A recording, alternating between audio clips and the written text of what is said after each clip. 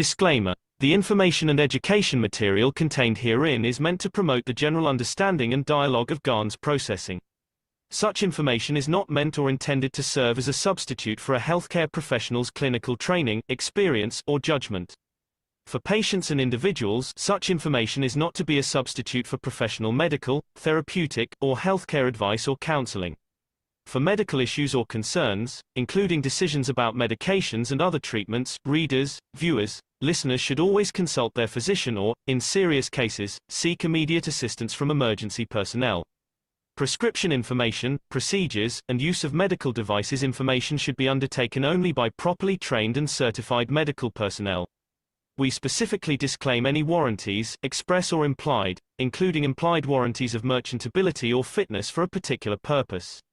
Such information is provided, as is, and is believed to be accurate at the time of its publishing, but it is the viewer's job to evaluate the accuracy of any information found in this presentation. Every case presented is of their own experience, applied by themselves for themselves, and it applies to their case only. Every person experiencing health problems should seek professional medical advice and consult their course of treatment with a doctor. The processes of plasma balancing described herein are a natural process which supports the body but does not replace medical advice or therapies one is already subject to.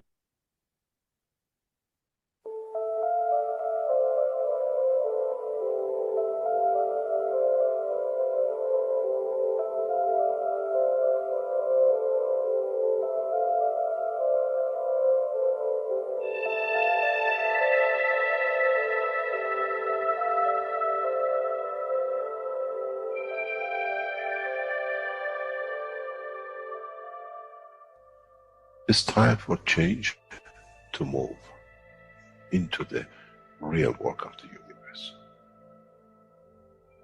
And it's time to understand that we use the matter state to reach the level of understanding of the soul of the man.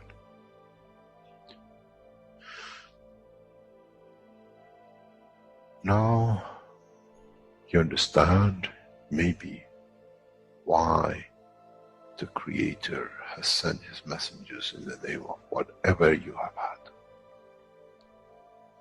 Is that they bring the ears, that it can be used when the time of the Messiah comes. They can teach the soul and the message, not to oppose, but by them understanding through those who have become messiahs, to give from their souls to these to elevate, the job is made easy. The school is there and the students are devotedly there. Then there won't be any fight between what they call the Muslims and the Christians. The lamb and the lion will eat and sleep in the same nest. The Christians and the Muslims will sleep and pray in the mosque and in the same church in the name of their souls, not in the name of religion that is used to create so much conflict for the benefit of those who were the hyperactive children. The time has come, the time of change is here. And as I said, my wish is my command. If it's your wish to see peace, the path of peace is laid very clearly. It's the soul of the collective awareness. By giving will create that position of change. No other thing. There is no pen in the soul of the man. And I'm sure once you go into the universal community, you will never see anything written but the balance of the fields of the soul of the existence. Try to be humble enough not to and you possess. Otherwise you'll fall in the same path of the church and the mosque.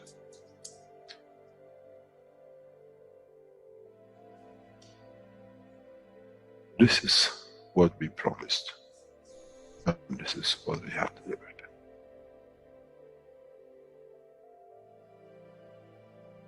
We have to understand the operation of the soul, and we have to understand the soul of the man is a star in the cosmos of the universe. If we compare the soul of the man and many of us, 7 billion in one collection, Earth is like a galaxy with so many stars. When we look in the depth of the universe, we see galaxies with hundreds of millions of stars in it. So is the planet Earth.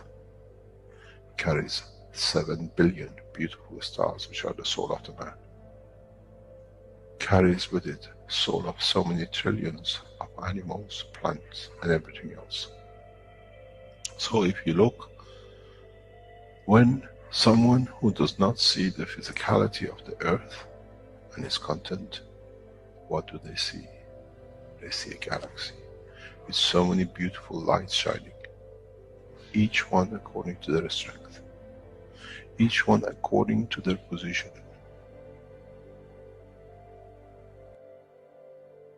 An infant has a beautiful soul, so has the old man. To those who do not see the physical dimension of this planet, but they see the strength of the field, we are clusters of stars. The human race, every single soul, no one from a distance sees that's the soul of a fisherman, that's the soul of the cosmologist, that's the soul of the president. They all shine irrespective of the physicality. This is the magic. This is what the new science has to bring to man. When we look to our soul, we see nothing but a star in the other souls. And this is the break. This is the understanding. This is what all these teachings are about. Coming to mature to the next level, to understand in the deep space,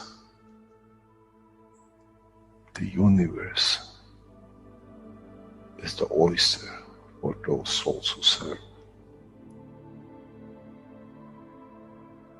Then man is ready to go into space. Then man is ready to become part of the universal community which has been promised. I never promised you heaven. I always promised you the elevation of the man to join the family. And now you have the key. It's you who has to open the door to understand, if I can raise the soul of these people or millions of other souls, that the physical life on this planet changes, then I'm worthy to be part of the universal community. To be there to serve, to expand, to be there, to be part, that in the cycle of life of universe, I become, in being part, I become part of the totality. When man reaches that point, a new dimension in the strength of the soul of the man will appear, which is beyond imagination of understanding of the physical life.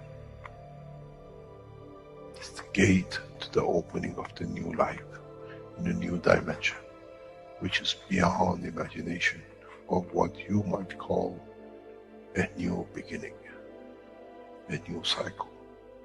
Which that cycle carries with itself the origin of the creation of life in the universe and in the universe.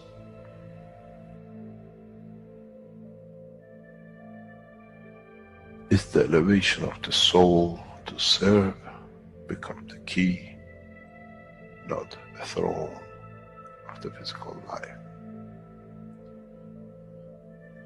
The time is right. The time has come for the man to go through this process.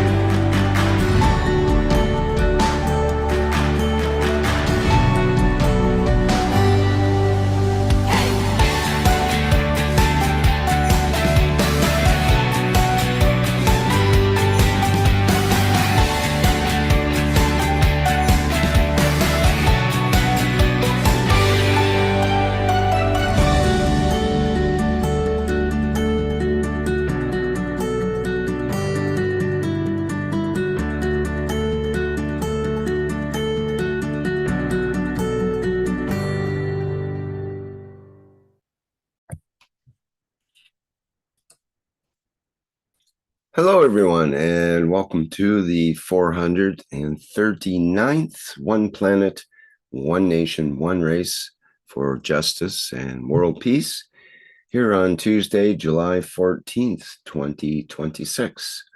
This is a broadcast of the Keshe Foundation, Spaceship Institute Education Department, and part of the public teachings in English. My name's Rick Crammond, and I'll be host once again in this weekly series of workshops with members and support members of the Universal Council. And I believe we're ready to begin today's program and presentation. Just as soon as I get the presentation ready here.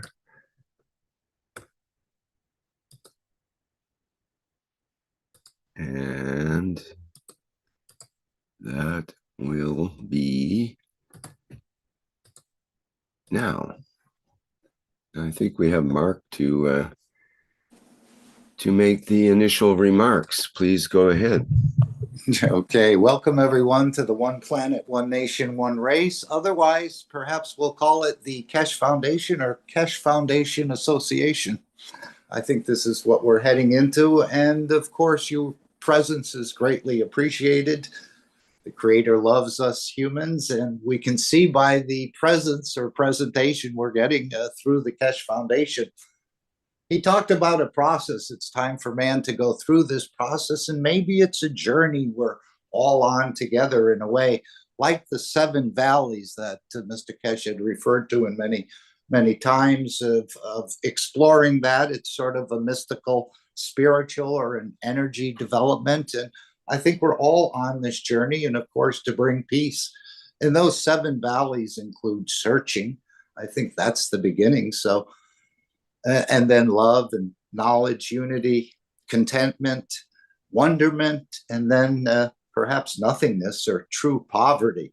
So we welcome you all here. We're going to be brief. We're trying to improve our time management in these sessions, but thank you all for being here. And of course, we're seeing much of the work being done in the background, but there's still much for the knowledge seekers to understand and learn as we're learning to balance lymph and understanding more about the eyes, the breathing, the emotions. I know where I can get a steak for free right now. I need to practice it probably a little bit, but it's just amazing what's being revealed. We welcome you all here, and we thank the beautiful souls for joining together to, again, do the work of the universe, or to go through this process together, individually and together. Anyone else want to add?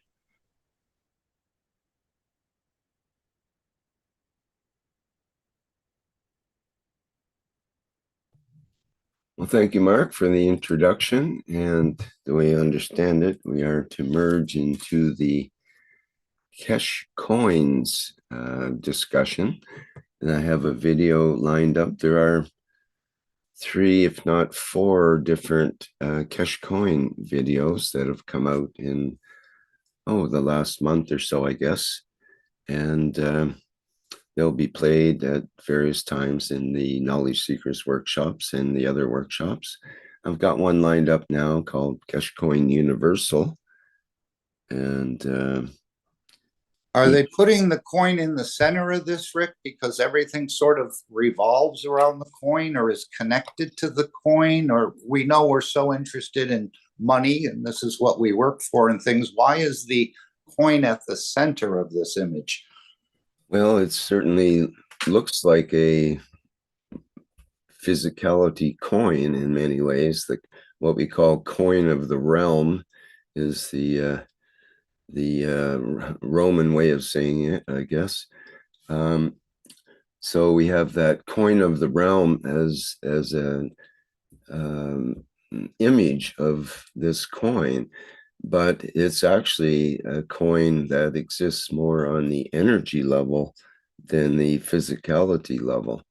And that's the interesting part. It's backed more by knowledge and technology than actual physicality gold, as shown in this little graph here on the transformation of the value proposal in Keshe thought. Whoops, sorry about that. There we go. From gold is the old economy, limited and resource dependent, and goes forward into knowledge and the value of knowledge and human technology. Into human value, the participation and service to humanity, and then into the Keshe coin, executive tool for new economy based on human value. And it says here, in the past, coins were supported by gold. Now we support them with intelligence and knowledge. Factories and products will also be supported by coins. So it's a different way of thinking and a different way of operating. And, you know, as we can see from this slide here, there's many aspects to it. And as you mentioned, the Keshe coin is kind of central to many of the things going on with the Keshe Foundation now. But it's also just a representative of the ideas and the flow of energy that will be a different way of flowing and existing, a different way of surviving on this planet. And it looks very encouraging, that's for sure. I also want to say, my dear Rick, beautifully you said, like, you know, the world, this coin representing the world within world, even all the world of beauty and totality in one, in this oneness, and so much. You can feel the abundance, you can feel the peace, everything in this world, like the whole world is revolving in this coin. So it represents like that. The energy is like that. The kids are holding each other, seeing this new world coming, new peace, new reality, new way of living, the new way they will feel the universal love. Everything that like concentrating in this Keshe coin between the world. So this is so beautiful. Thank you, Rick, my dear. Okay, well, hello. Sorry, yes, go ahead. Hello. Hello, everybody. Mehran Universal Conscious Support Farsi language. If I remember, this image was created by Iranian Keshe Foundation. I think Mr. Keshe has asked him to put it in English. So that maybe has to do with Iranian culture, this image and things like that.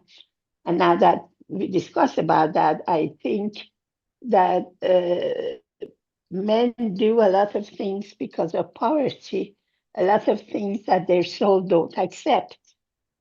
Or even these arm factories, when they want to close it, they say, oh, yeah, what do we do with unemployment?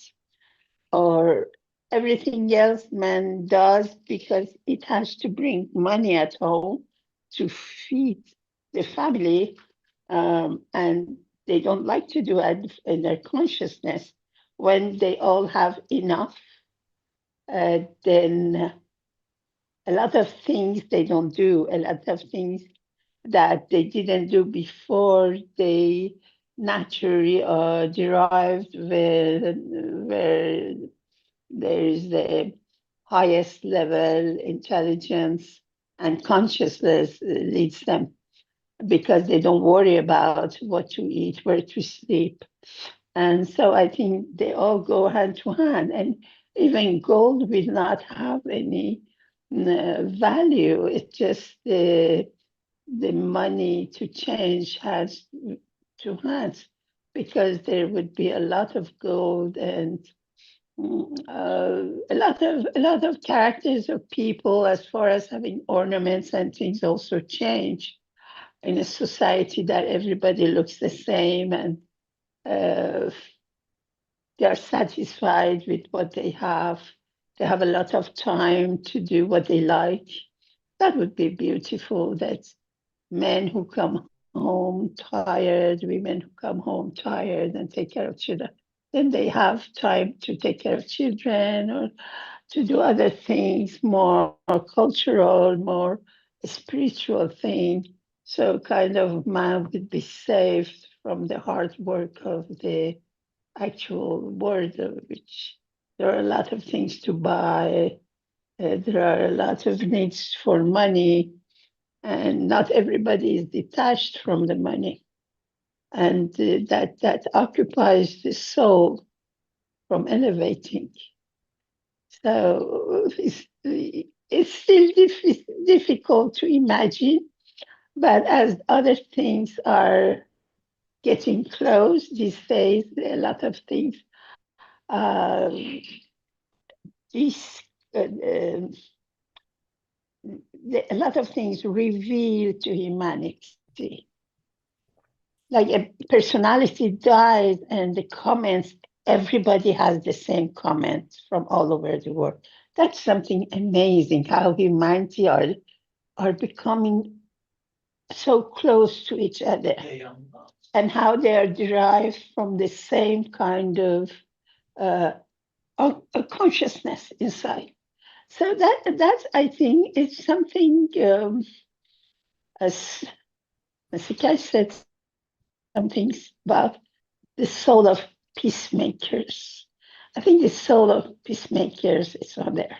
Is it from other satellites or AI tree or whatever who are getting close or have been there? Whatever it is, humanity is getting close. Consciousness is becoming aware. And I think we are in a astonishing, rapid world that we really have to, in each moment, think about how to better ourselves, how to get opportunities. And anyway, very exciting. I think we can courageously say we have the part in soul on planet Earth, even though it's not very flagrant and very much showing and making noises, but we are proud to be a part of this way of thinking, this aspiration for the Earth. So well, I thank everybody, any knowledge seekers, because we all have the intention for peace. So when we have all intention, surely it becomes reality one way or other. So I thank anybody who's here and who will be here. Yeah. Okay, thank you, Mehran. Yeah, let me play the video now about the Keshe coin and see what we have in the Keshe coin universal video.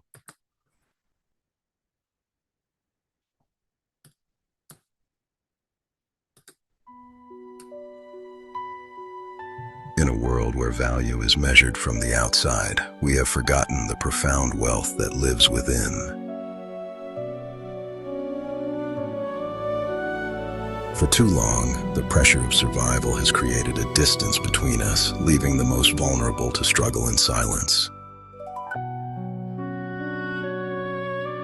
But wealth is not found in scarcity or control. True value begins with the human spirit and the knowledge we share. Imagine a moment where every new life is recognized, not as a burden, but as the initial capital of our future peace.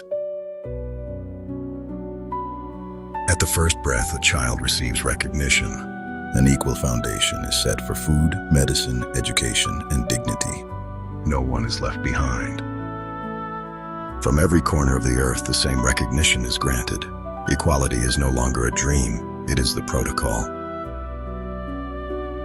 Behind this vision lies a secure, decentralized infrastructure, a blockchain built for service, not speculation. This network is the pulse of a new humanity, low energy, transparent, and grounded in collective responsibility. When basic needs are met, the mind becomes free. Education replaces survival, and knowledge creates the path to peace. Through participation and service, we express our true value. We are no longer competitors. We are contributors. Our technology now serves life. The scars of the old world are healed by the wisdom of the new. We are one people, on one planet, moving toward one destiny. The shadows of the past have finally given way to the light. When we stop fighting ourselves, we begin to search the universe. Peace is the foundation. The stars are our destination. Our journey into the deep mysteries of existence has only just begun. We turn toward the stars with open hearts. Value begins with the human, grows through knowledge, and evolves toward an eternal peace.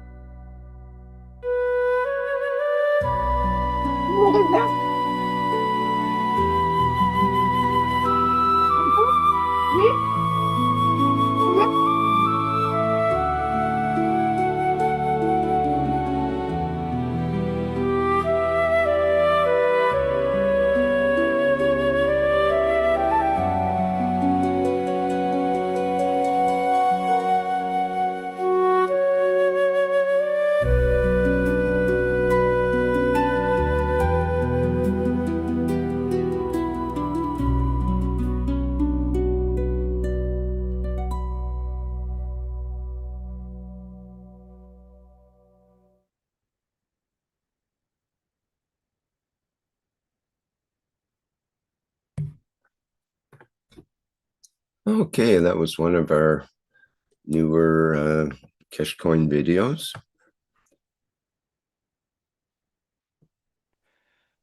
Ed puts the music together for those, which is interesting. It's copyright free, and the videos are under the Creative Commons, so anyone can copy them without any copyright violations. Rick, it's Dean here. May I say a couple of words? I'm not going to be very long because I know I went on a little bit too long last time. So can I just say that thank everybody for bringing this Keshe Coin forward. It's a stepping stone. It's we have the universal community present, and in the physical form, humans aren't quite always ready for the next step, the next position. So this is like a position that will lead us, because it all leads to the same place. It's just another sidestep to the higher condition of being present in the universal community. So this is the universal community being present and gifting humanity the ability to access some of the knowledge and understandings and create beautiful intentions and physical things that will enhance and bring many beautiful things to humanity in the physical sense. And it will also very much so affect the nothing has really changed. It still will affect the emotions of mankind. So by living in these conditions and bringing this equality forward, with all the education that comes with it, and being supported from a very early age, from birth physically, until we take another position outside of physicality. You'll be supported. You always have been supported, but this is now being brought forward for humanity to actually to come to understand more. Humanity is not broken. It's been positioned for a very long time, and the position is now changing. The grip that has been very around us for a very long time is starting to loosen. There's new aspects of creation that are stepping forward, and the possibilities are unlimited, and they're opening up before us. It's changing, and people need to feel this, and I think many people are starting to understand this, and realizing the position that we have been positioned for a very, very long time, as I said. So now has come the time for humanity to join with itself, to be present in the soul of physicality, that heart chakra, and then join this with the soul of the man, that eternal bit that has a connection to the universe and everything around us and everything we do and everything we think, all link back to the creation point, the creator, which is within, as I've always said. So this new position, this new association of the Keshe coin is now going to be brought forward for each and every one of us to start to contribute and give to and nurture and receive the love and care as a newborn child should, before it's even born. You should always be making wishes for the child before it's even born. And Mr. Keshe said this many times. So this is the position we find ourselves in, and I think it will be a wonderful time for humanity. And if we use it in the correct manner with an ethos and a beauty, we will step into the light of prosperity and peace within each and every structure that we come to know. So that's what I'd like to say for now, because I know I speak a little bit too long. Thank you, Rick. I'll let somebody else go now. Thank you.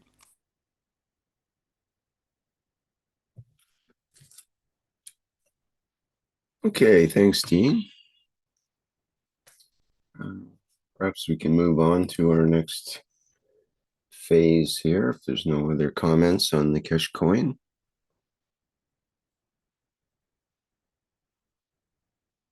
Oh, this is another slide on the Keshe coin, actually, called the Keshe coin ecosystem. And this guidelines, and well, they call it a governance framework, is available online as well at the Keshe Foundation site, and it's at the Keshe coin, about Keshe coin in the Keshe Foundation / about and Keshe coin. And there's well, I should show it so people are familiar with that. Just bear with me a second.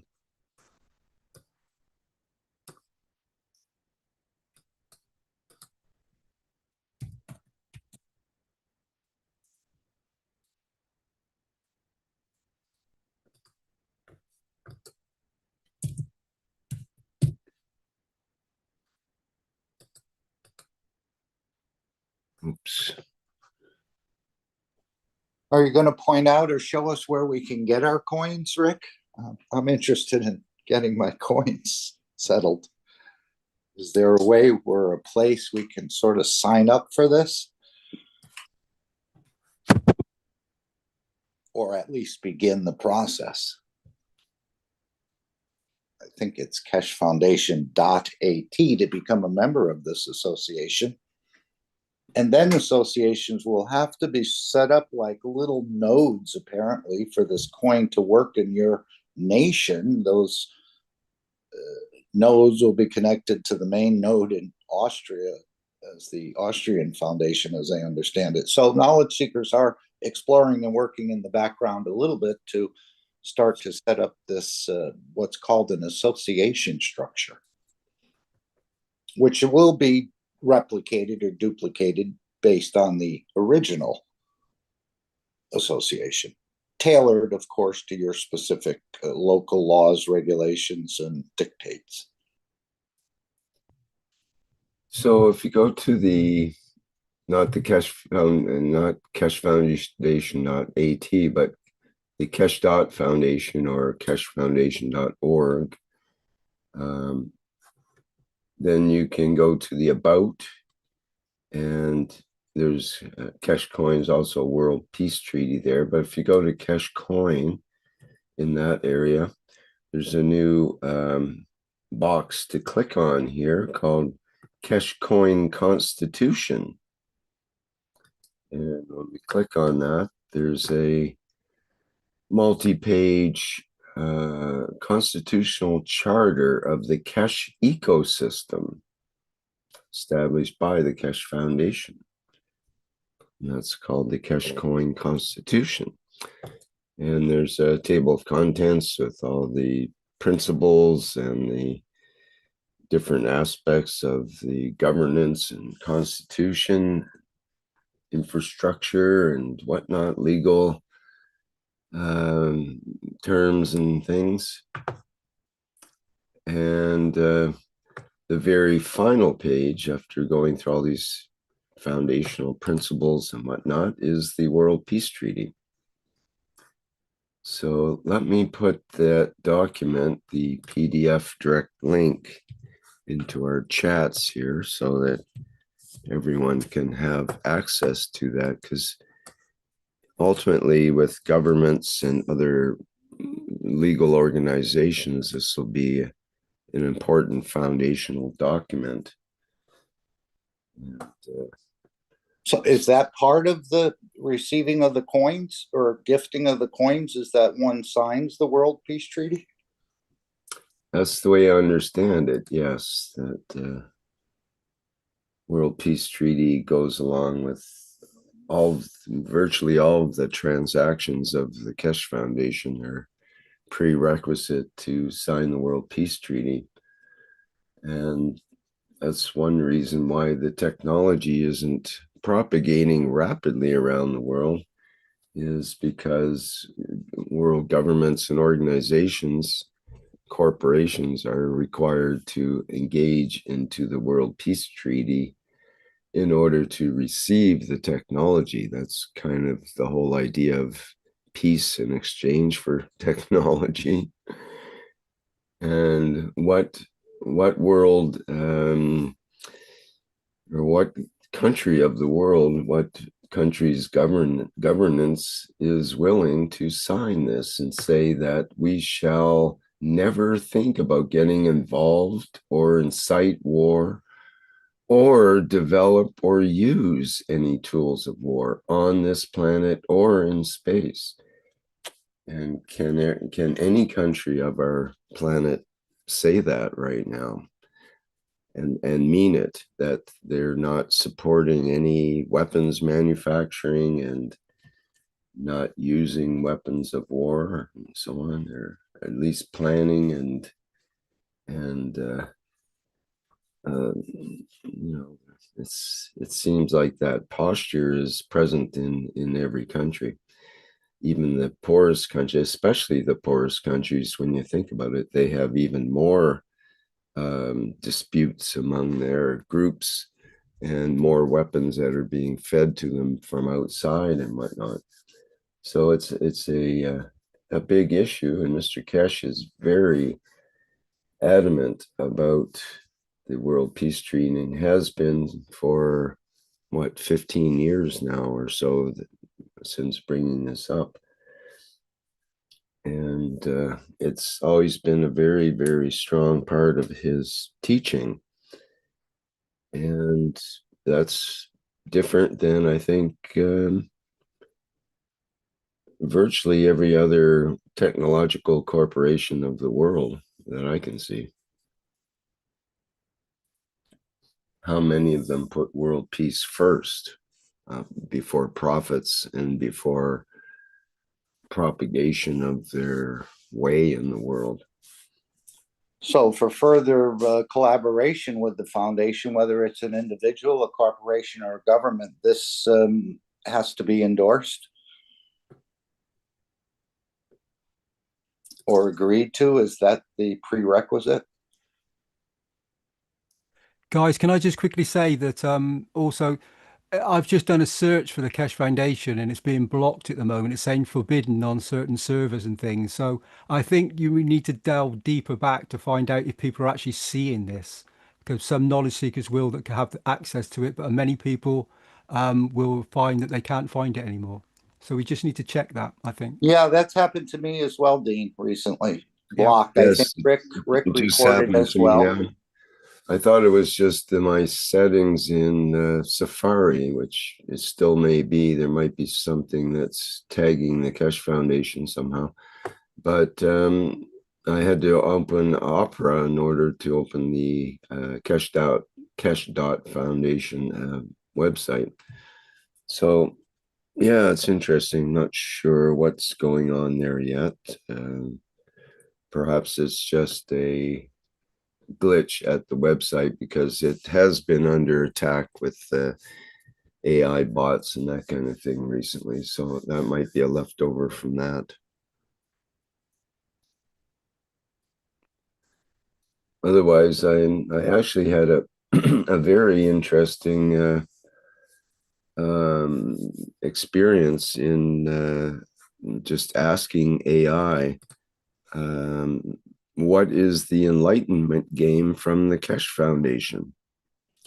And I don't want to take too long too long from this, but let me show just briefly what happened with that, because we're dealing with the same oh yeah, there we are. We're dealing with the same Google and same Safari. So you would think if they ban the Keshe Foundation, they would do it through their algorithms that would pick it up all the time and whatnot. But when we look at it here, I asked the question, what is the enlightenment game from the Keshe Foundation? And the AI says the enlightenment game mentioned by Mehran Keshe and the Keshe Foundation is not a traditional video game or board game. Instead, it is an interactive simulator designed to train the human mind and soul to interact with plasma energy fields. I went, whoa, that's a big sentence. That's a big sentence for an AI to spit out right off the bat. You know, interactive simulator designed to train the human mind and soul to interact with plasma energy fields. You know, not a, video game and blah, blah, blah. The concept serves as an educational framework for, quote, knowledge seekers to understand how thoughts, emotions, and intentions map out in the universe. That was pretty insightful. The core concepts of the simulation: plasma interaction. The simulator teaches users how to elevate their soul's strength to balance and interact with physical plasma fields. The game structure: participants navigate different scenarios or levels of consciousness to understand the connection between the physical body and the soul. Whoa. Open source knowledge. True to the organization's philosophy, the concepts and blueprints are shared publicly during their live streamed knowledge seekers workshops. Universal peace. The ultimate objective of progressing through this training is achieving global peace through collective balanced consciousness. And then it goes on to ask, are you looking for specific workshop numbers where Mehran Keshe teaches this system? Alternately, I can help you find their official plasma training blueprints. I mean, sure. Wow, it seems like the AI understands the game better than I do. Yes. And I asked it again. It gave the same answer, but just slightly different. Every time you ask, it changes. It's, it's not just a what do you call it, the boilerplate kind of response. It thinks each time and comes up with different answers and so on. It mentions here about the core mechanics is similar, but it's not exactly the same. It mentions the cosmic scale here. Rather than gaining points, progression is measured by your capacity to transcend physical constraints and align with universal energy laws.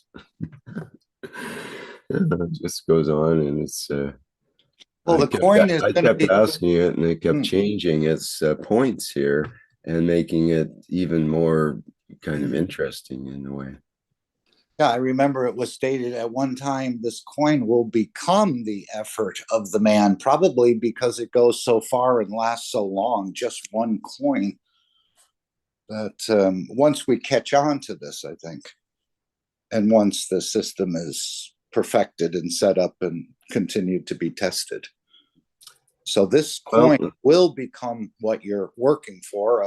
Maybe you'll take the coin instead of a stack of $10,000, $100 bills or something. Yes, but the point is, I think that the Enlightenment game works without even, the coin is not even mentioned in any of this literature here at this point, although it could easily bring that in, I'm sure. But it's more about the interaction between the soul and the physicality and moving into a different level through playing the game. And whether you're interacting with the coin or not, the coin is in a way a distraction in that it attracts your attention. Maybe you can support yourself through it, and there's always that sort of carrot dangled in front of us to help with that, and the physicality is very much into that, but the soul doesn't care about those kinds of things. It's interested in the energy level of Rick. Right, but when the basic needs are met, this is what stood out to me. When the basic needs are met of the man, the mind becomes free. Hey, Rick, would you mind attaching that or posting that for us to have a copy of? Yes, I think it's only it does good. It so nicely. When I fumble around trying to explain it, here it's explained so beautifully.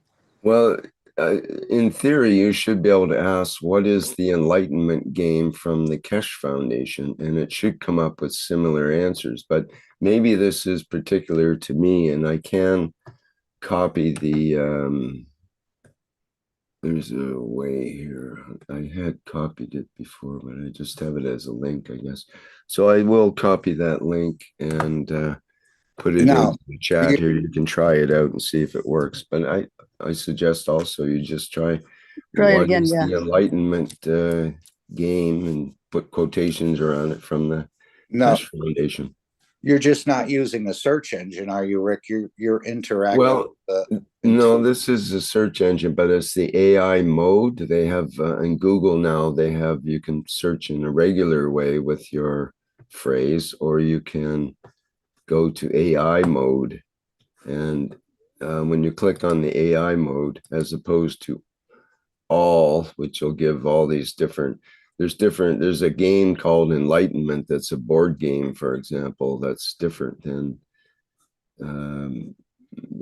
our game. There's several different Enlightenments as references. I couldn't find anything with the Keshe Foundation initially with the search, just the regular search. And it kept coming up with all these other sideways things. Even in the second page, don't think it's talking about the there's a game of enlightenment from Ram Dass, for example, and all this sort of thing. Still no Keshe Foundation. So when you put in what is the Enlightenment game with the Keshe Foundation and go to the AI mode of Google, which it'll give you that option, supposed to, where is it? Yeah, when you go, instead of, you can select all or shopping or images or videos and so on, you just go to AI mode, and it started to come up with the same board games, and I had to refer to the Keshe Foundation in my suggestion, and then it was able to generate a whole bunch of stuff about that. So it's interesting how the AI is able to have an understanding of, and like you mentioned, Mark, it's almost a better understanding than what we have in a way, or at least it's able to put it in a nicely worded manner. I see that link is not very good. It's got too many words to it, so I need to fix that. Let me see. I got it here as a different link. So let me copy it and I'll eliminate that other one. It should be a short link, not this long. Yeah, I noticed that the AI picked up on it where it said it was tuning the mind or something. And Mr. Keshe, this is exactly what we're doing. We're tuning your brain in a way. But I was surprised in your first part that you showed there that it picked up on something about the mind. Yes, right. So how does it figure that out when our minds can't even do it, it seems? Well, it's getting smart, I guess. Anyway, I don't want to take up too much time here, but I thought that was interesting. I put in the shorter link in our both our chats here so that people can have a look at that. I think it's only good for 7 days. Hello, someone opened the microphone. Oh, okay, we closed it. Yep. Maybe she wanted to say something, actually. Of course. Would you like to open your mic, Irmgard, and say something? I'm just trying to go to a bigger screen where I can copy the link.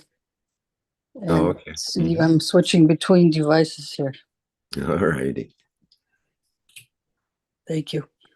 So, Rick, just to let you know, we have about an hour left in the session, approximately. Okay, yes, let's get moving along here. There's a deadline in time today, you mean? I didn't know that. No, there's no deadline. An hour left in the session? Well, we're just trying to be courteous and respectful of the host's schedules. Thank you. All right, so here we are with the Keshe coin again. Let's move along. I think we've covered it fairly well there. And we can move, oops, let's see.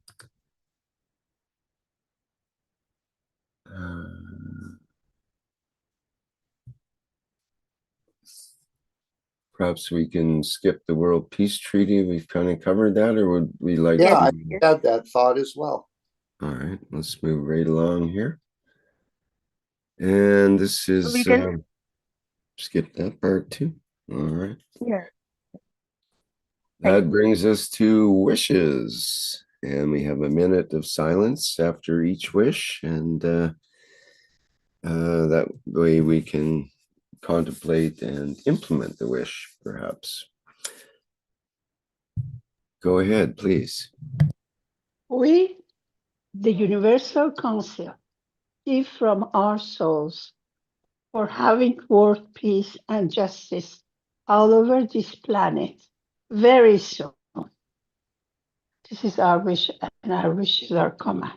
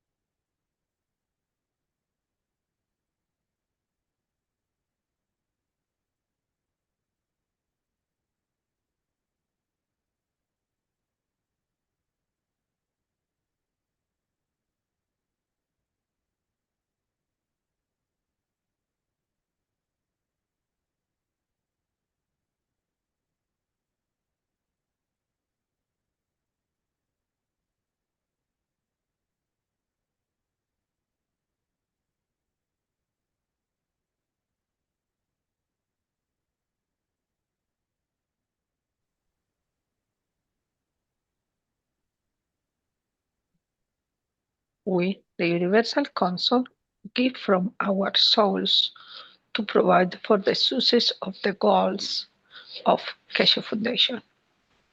Our wish is our command. Thank you.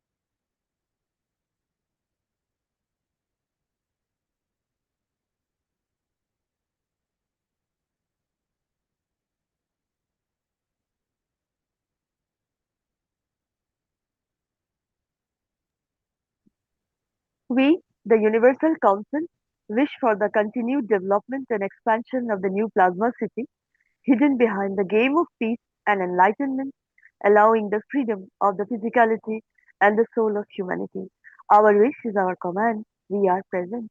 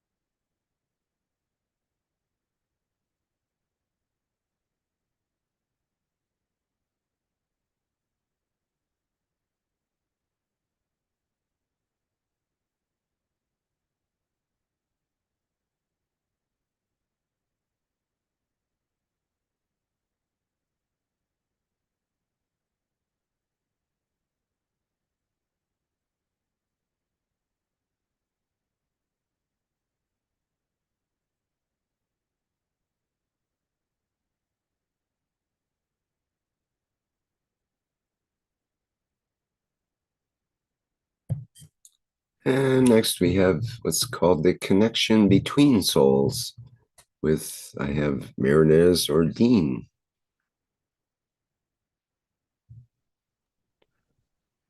Marinez, unless you're going to do something, I will read it. And would you like to read it, Marinez? Yeah. You go ahead. Okay, thank you. I love to read it, especially. Beautiful image. I love you, my soul. I live you and I love with you and adore you.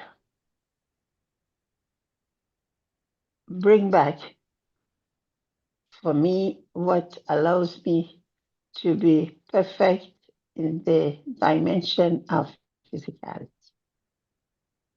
It means that we talk to our souls, that the physical body, the soul of physicality, touch to the soul and acknowledges their life in one accompanying the other and the other guiding the other. And the soul is the director. The soul is the driver of the car. And we are sitting in here.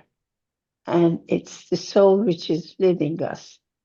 Sometimes, even though we don't know how to drive, we sit in the driver's seat and then we make an accident because the soul of physicality is not always right. It goes for whatever it desires without the consideration of the consequences. And because of our educations, because of our traumas, because of all the history of our life, we don't always decide the right thing.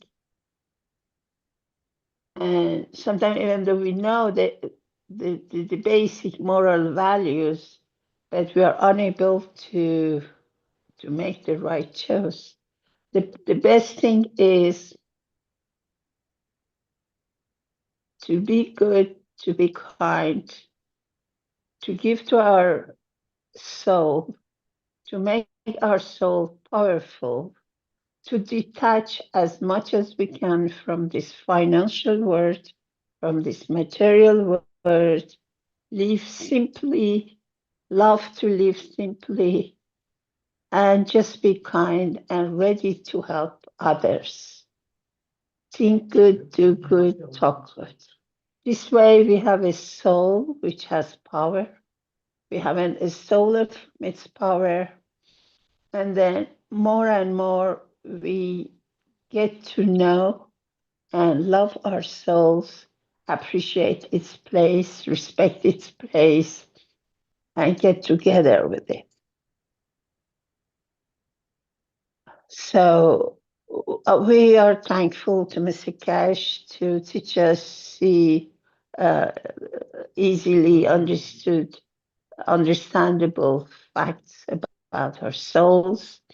And there is no other thing other than the knowledge of the soul, knowledge of creation, and knowledge of physicality in relation to the soul.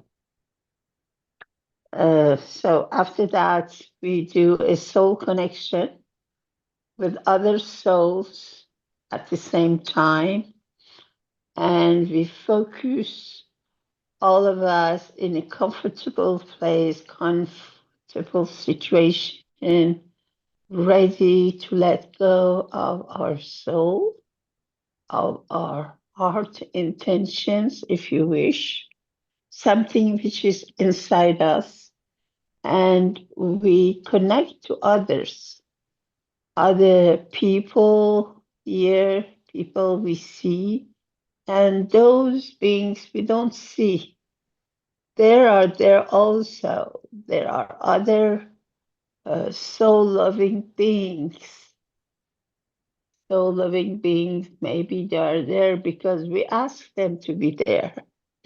So we connect our souls with whatever it is to the direction of desiring peace on this world, desiring peace to this world which is thirsty for peace and calm and prosperity, which results from that.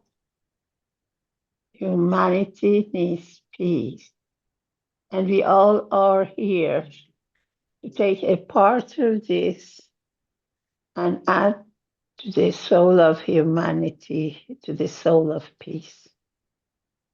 So we imagine there is peace in the world. Everybody is happy. Every child has to eat. Every family have a roof to live under. Nobody is afraid of tomorrow's debts or financial problems. Everybody has free energy, free food, and then they only talk about spirituality, talk about space, having fun in peace. So we imagine this world, and we wish this would happen in this world. So we stay in this situation for 1 minute, 2 minutes, as much as we can handle it. Thank you.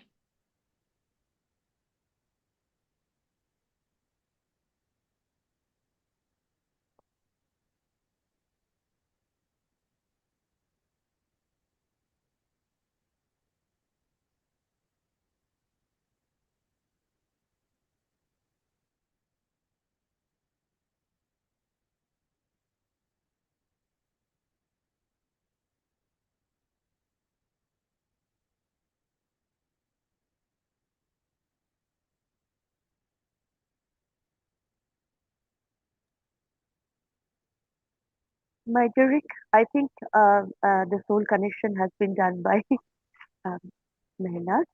Thank you, Mehran. Thank you.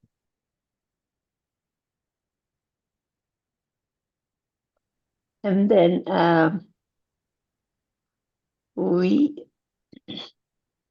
the Universal Council, give from our souls and invite all of humanity to elevate the soul of every leader in every nation to work as one soul in one direction to achieve peace as one nation, one planet, one race. And then we elevate the soul of all the leaders, all the warmongers, all those who benefit from the economy of the war. And we elevate their souls, even though we know them or we do it towards people who are their spokesmen. So we elevate their souls every time we think about it, every time we can. And through them, we can achieve the soul of those who give them this power.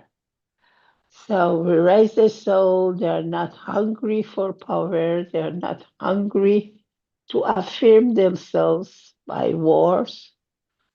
And we wish them a peaceful mind, which is not thirsty for power. And we elevate themselves with our souls, because that's the way to make them think about peace, not any other way, not any other punishments. So we do that. And also, every time you think about it, every time you see a picture, you think somewhere there is occasion which reminds you of that, we can elevate them by ourselves. And also every night at 9 PM CEST, we can all together do the same and elevate the soul of the politicians, economic people, media people, and all in this industry of war, or these industries which we hope they would one day work for peace instead of war. Thank you. All right, I have a short video I'll play about becoming a Universal Council member. That's from Mr. Keshe. It's an excerpt from the 576 Knowledge Seekers workshop.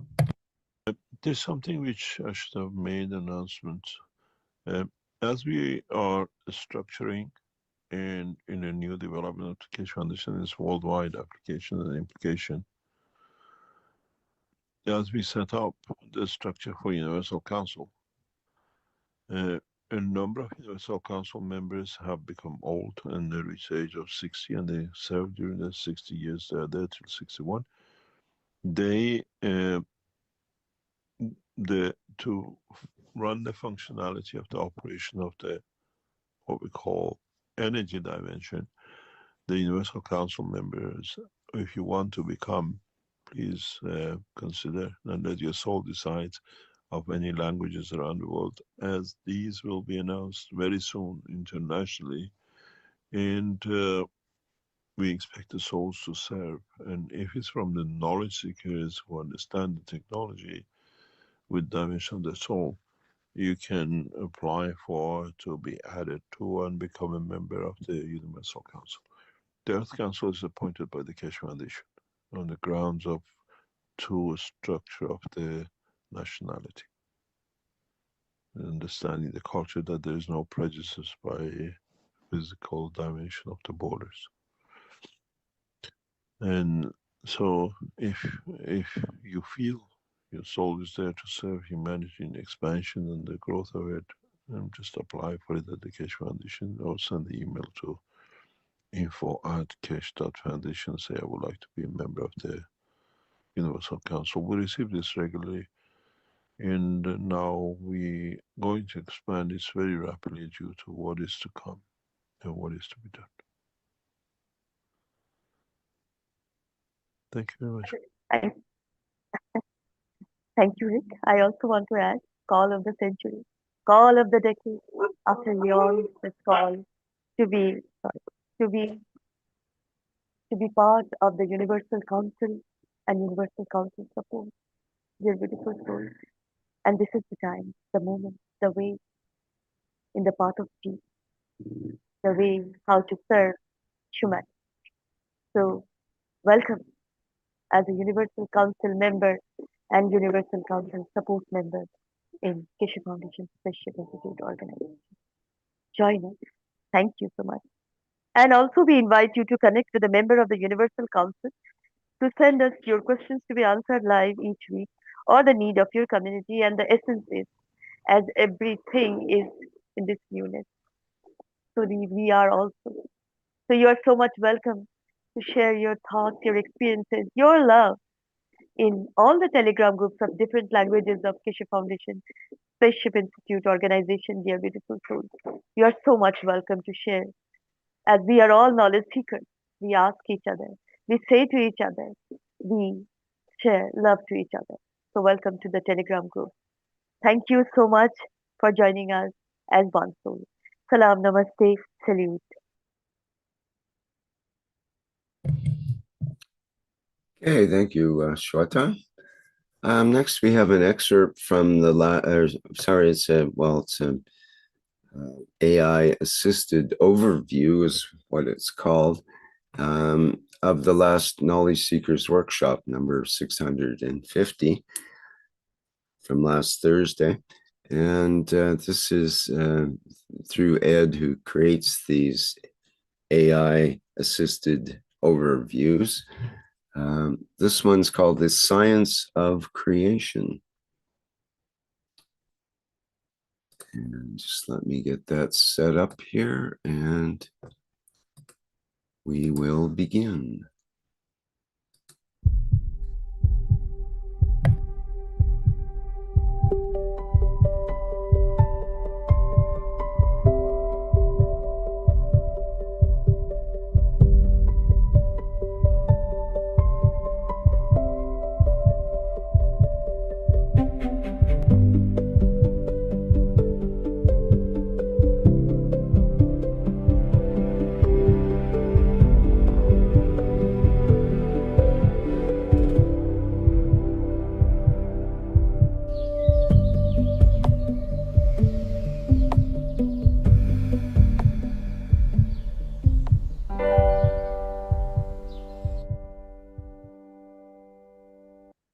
Welcome to this explainer. Today, we're jumping straight into some truly mind-bending material from the Keshe Foundation's Knowledge Seekers Workshop 650. We're unpacking what the source material calls the science of creation. And let me tell you, this completely flips the script on human biology. Instead of looking at our bodies as, basic mechanical machines that just run on the food we eat and the oxygen we breathe, this material presents the human being as a highly advanced cosmic energy converter. It's a total paradigm shift. So let's just dive right into how this science of creation actually works. So I want you to pause for a second. Just feel your pulse. What do you think is the true purpose of your heartbeat? I mean, traditionally, we're all taught that it's just this biological metronome, right? Just a pump moving blood through our veins. But what if it actually serves a vastly more profound, universal purpose? According to the source, if we only look at the physical pumping of blood, we're completely missing the fundamental reason we are alive. To really grasp this, we have to contrast two very different views. In traditional science, you've got the brain acting as the center of intelligence, and the heart is, just a mechanical pump. But the science of creation outlines an entirely different ecosystem. In this new paradigm, the brain is actually an energy converter, and the heart is what the text calls a soul synchronizer. The argument here is that the physical side of our senses is literally just the surface level. It's the hidden, energetic mechanics working behind the scenes that truly sustain us. And that brings us to this fascinating concept the text calls the pulse of the soul. See, the source explains that while physical energy operates on frequency, plasma energy operates on a pulse. The heartbeat actually creates an internal noise, a highly specific synchronization pulse for the entire construction of the human body. The text claims that without this specific acoustic noise from the heart, a human wouldn't survive for even a few seconds. It's not just about pushing blood around. It's about that acoustic bang, bang, communicating directly with the soul, essentially telling it exactly what energies to release to keep the whole system running. Now, think about how our physical anatomy actually plays into this. The skull isn't just some protective helmet for your brain. According to the text, it functionally acts as an acoustic reflector. It literally bounces the pumping fields of a heart right back onto the soul. And that reflection creates a noise that dictates our physical and emotional responses. It makes so much sense when you think about it.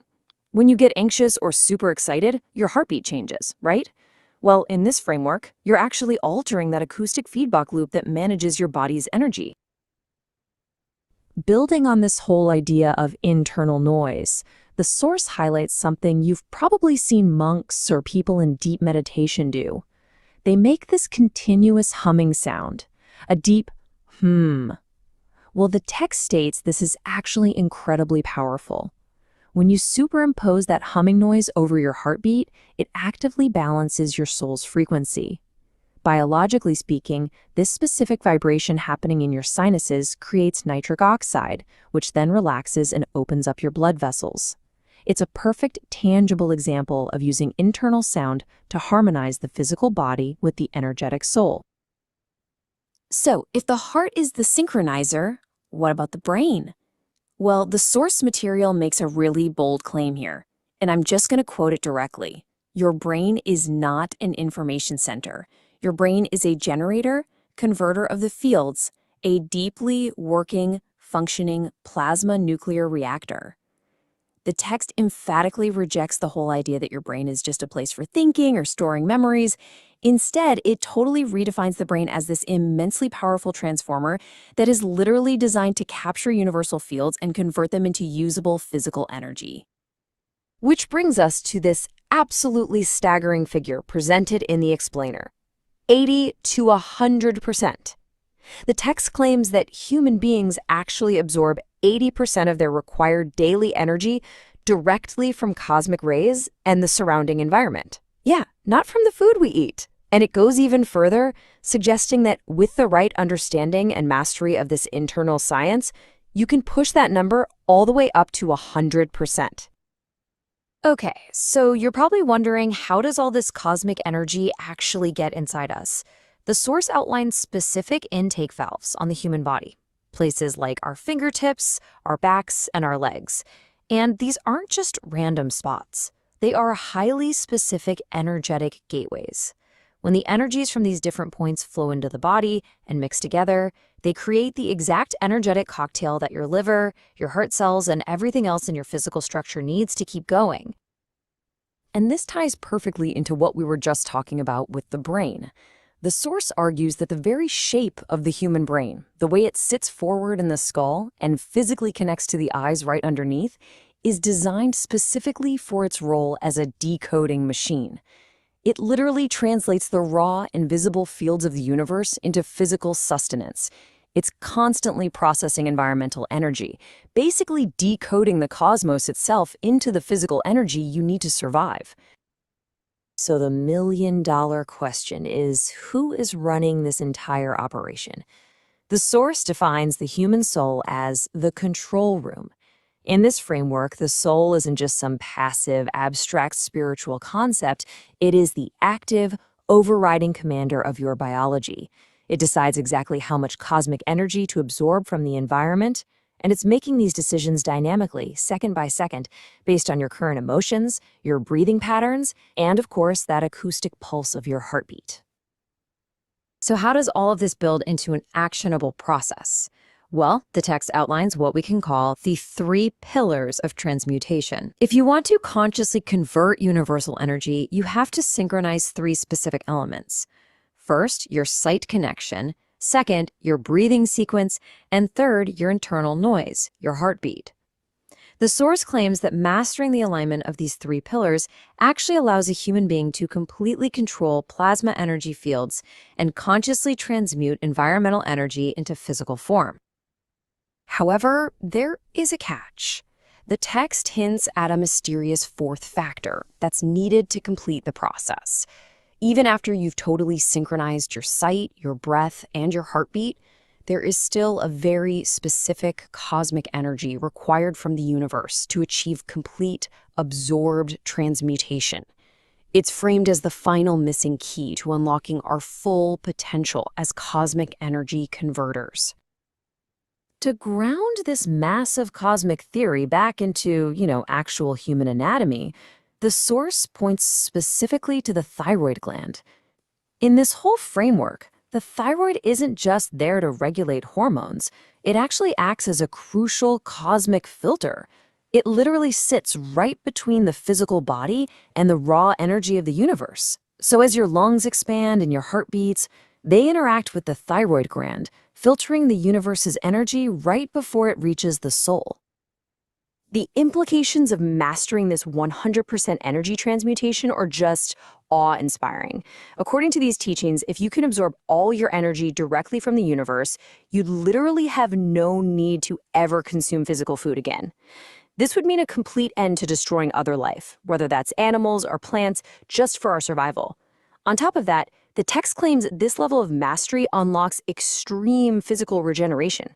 We're talking about being able to regrow lost fingers, limbs, or even reconstruct damaged parts of the brain. It's wild. But contrast that boundless cosmic potential with our current everyday biology. The source presents a really fascinating perspective on organs like the tongue.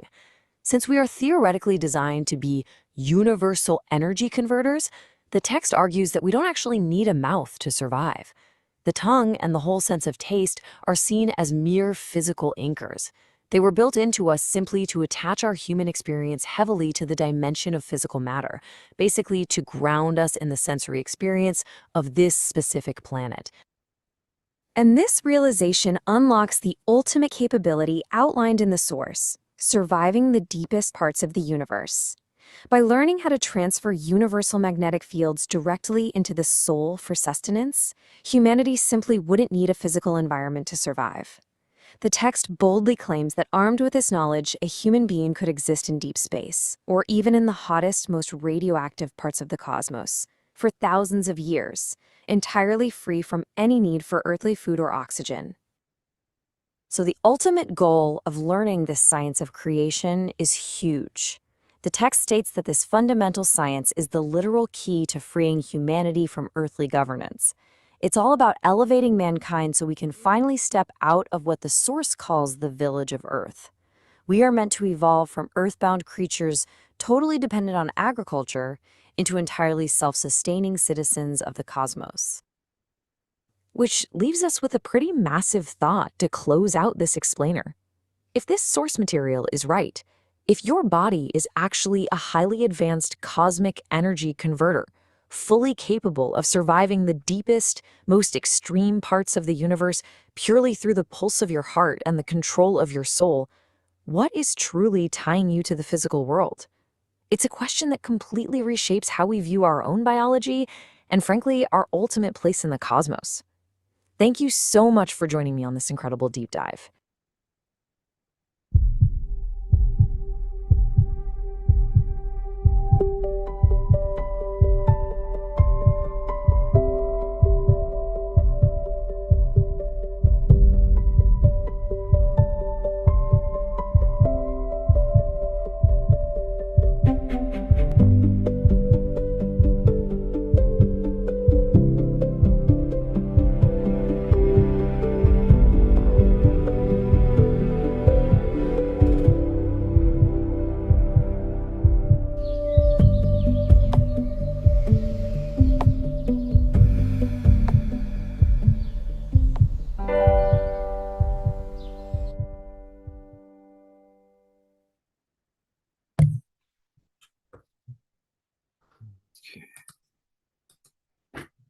All right, that was our inspired AI interpretation of the last Knowledge Seekers workshop.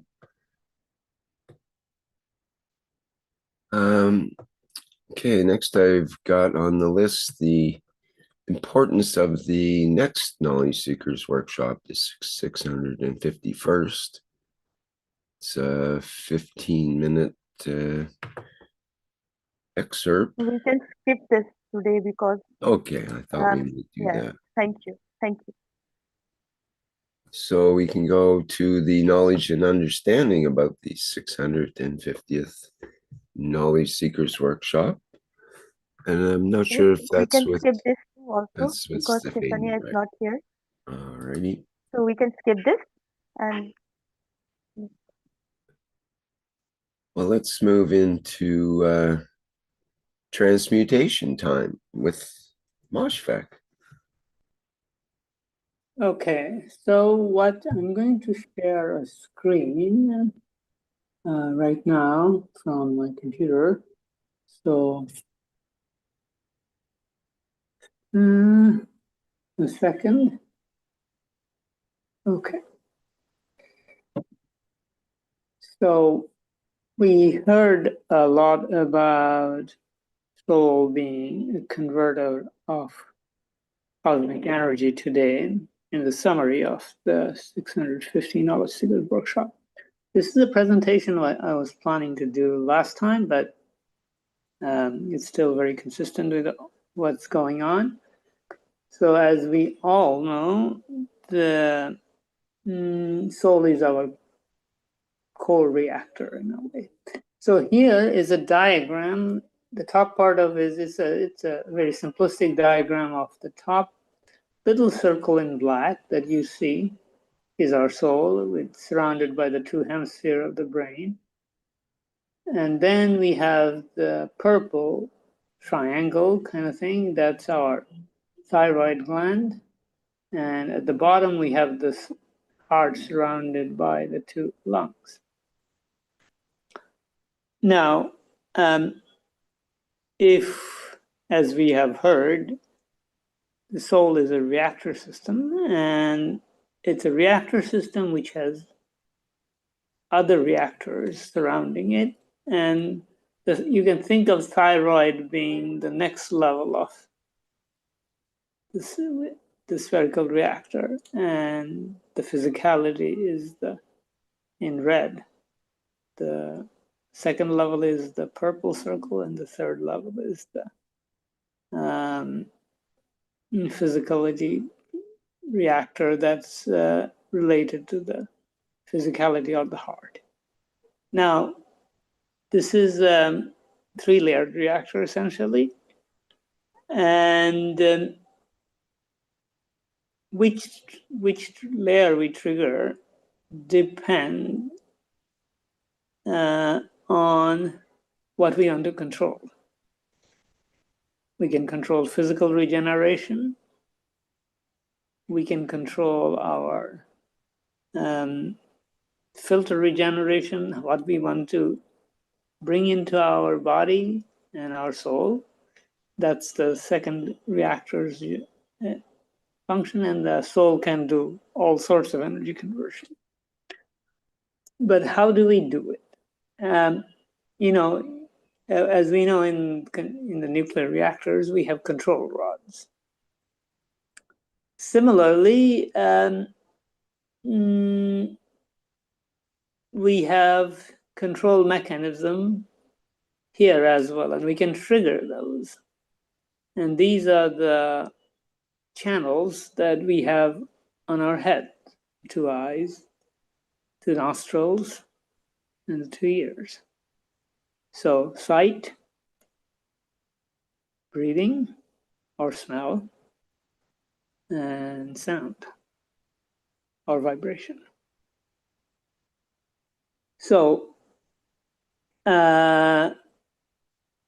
mouth is not as important as but it can do certain function still. But so if we think about it, all of these, whether it's our nose, our ear, or our eyes, they process physical things at the level of physicality, breathing, our regular sight, and the sound that we hear all the time. But they can also pick up sounds or vibration at a much higher level, like with our ears. And our nose can similarly bring in fields which are far above the physicality layer. And the eyes, the same thing. And in order to explain that, this I have done in the plasma reaction group, but here I will do a brief summary of it.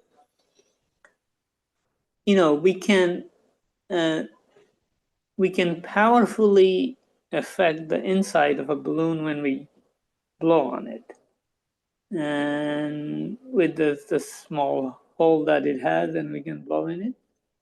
Think of and then the balloon expands, much like our soul can expand. And then we can release the air rapidly depending on how much pressure we have created inside. And the pressure is dependent on how far inside the balloon we are. And so we have one hole in the balloon to essentially expand and release air and make it contract. But if we think about a reactor, it has many, many layers.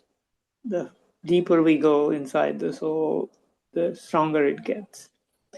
And by controlling our emotions and our thoughts, we can activate these channels, nostrils, eyes, and ears, to bring in or send out specific fields. And this alters the operation of the reactor within. The reactor itself, in a way, the soul is a self-contained system. But in order to operate it, we have to poke and prod it in a way. Any reactor, we have to have able to access the fields within.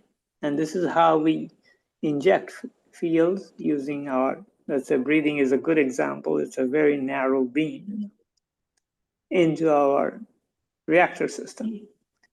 And this can expand, this can release certain fields. And when we exhale, it's kind of like, think of it this way. I mean, one of the best analogies is in science fiction, we see these spaceships shooting laser or phaser at enemy. That's to, fight or that kind of thing. But when we exhale, we have essentially a narrow beam coming out. We only think of air, but is it just air? If we think about other fields that we can bring in and send out, it's much more than air. With breathing, similarly, the functionality of our eyes or ear alters as we think, as we send out things. So it's a way of, this is nothing special. It's a way of controlling the reactor operation. So we have these. So how do we control these holes? And this is where the emotion and our intention, thoughts come into play. We can actually alter these fields coming in and going out through our thoughts and emotion. If we want to do something, it alters the breathing. And we don't have to consciously, we can start with breathing, and there are many traditions present in the earth and teaching scenarios where they practice breathing. But if we can control it at the higher level, we don't have to know specifics of breathing. It just adjusts to the correct setting to access the precise field within the reactor that we call soul or any of the other layers, the thyroid level or the physicality. So I'll give you an example of one of the experiments I'm doing where this is this has been implemented. So I'm doing the not eating thing. I don't eat for 2 days and I eat 1 day. So the way I am doing this is that I was not focusing on breathing or anything like that.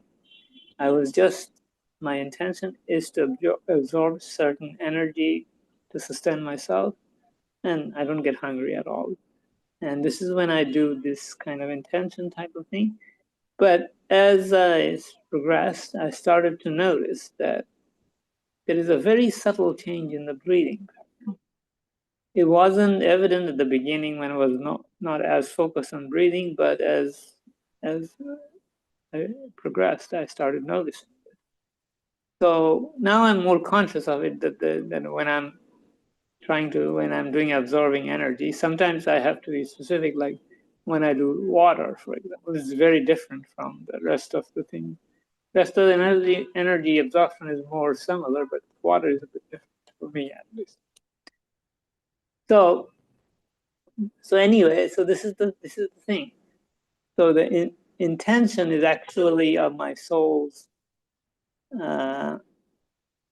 effort to bring in this energy, or soul's wish to bring this energy is actually altering the operation of the control rods.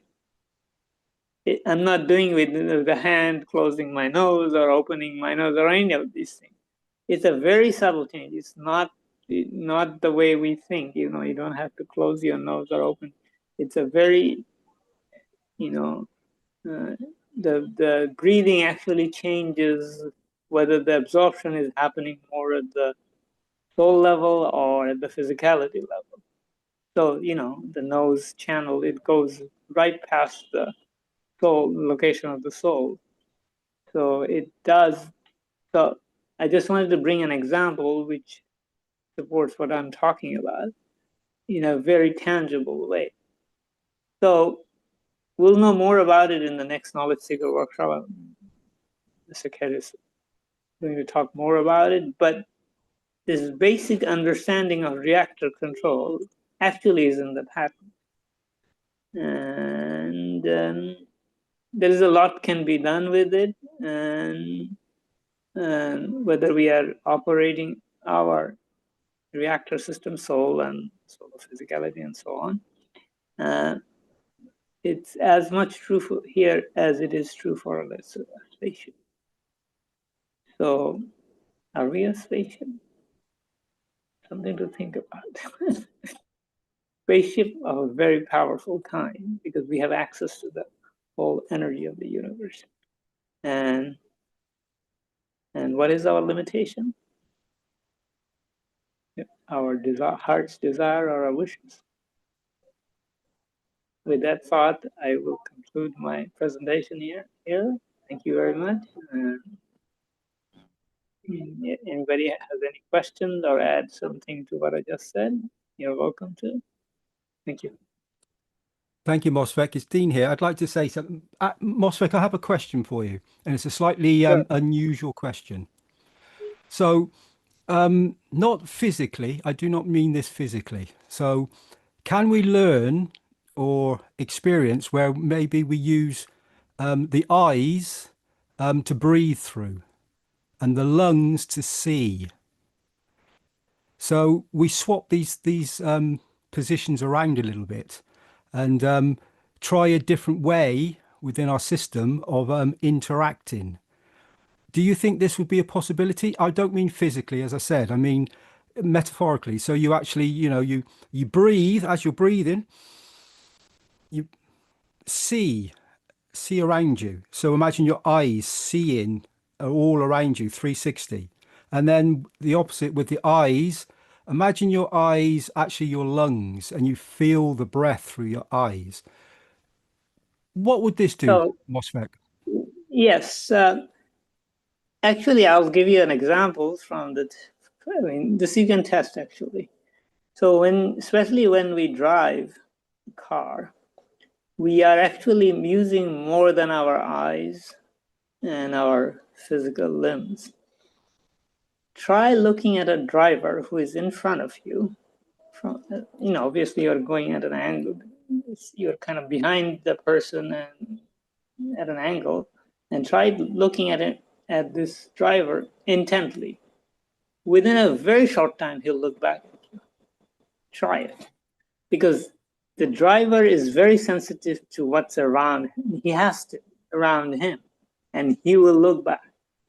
Or he or she will look back. So we use these things already, but we are not conscious of it. So what you are calling seeing, we have, field penetration points in a way. On our skin, we have holes all over the place where the hairs come up.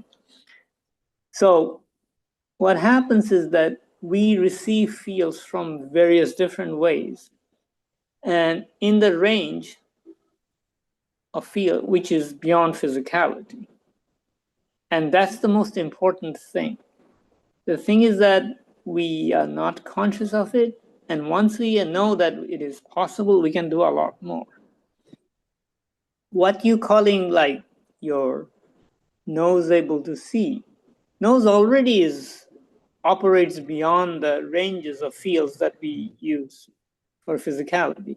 We can smell very subtle things that, what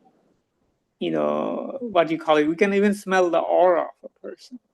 Some people are quite capable of this from a long distance. And this is not a conscious smell that you can describe in terms of, no, it's like, what do you call it, rose or whatever. So same with our eyes. And I gave you an example of, we don't have eyes behind our head, but we can still see.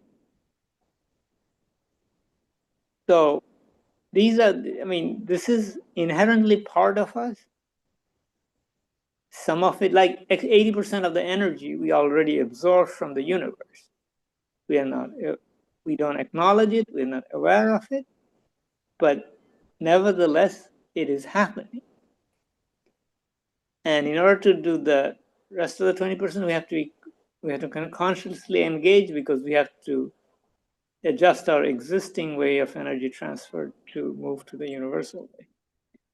So this is the thing. We are much more capable, and all we have to, we are becoming much more aware that we are a lot more capable.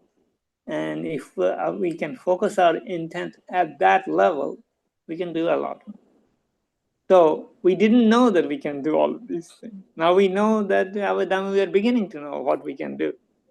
Live anywhere in the universe, in any environment, no matter how hot, cold, radioactive, whatever it is. So, and all the sensory mechanisms, or suprasensory mechanism, call it what we may choose to, can help us do that.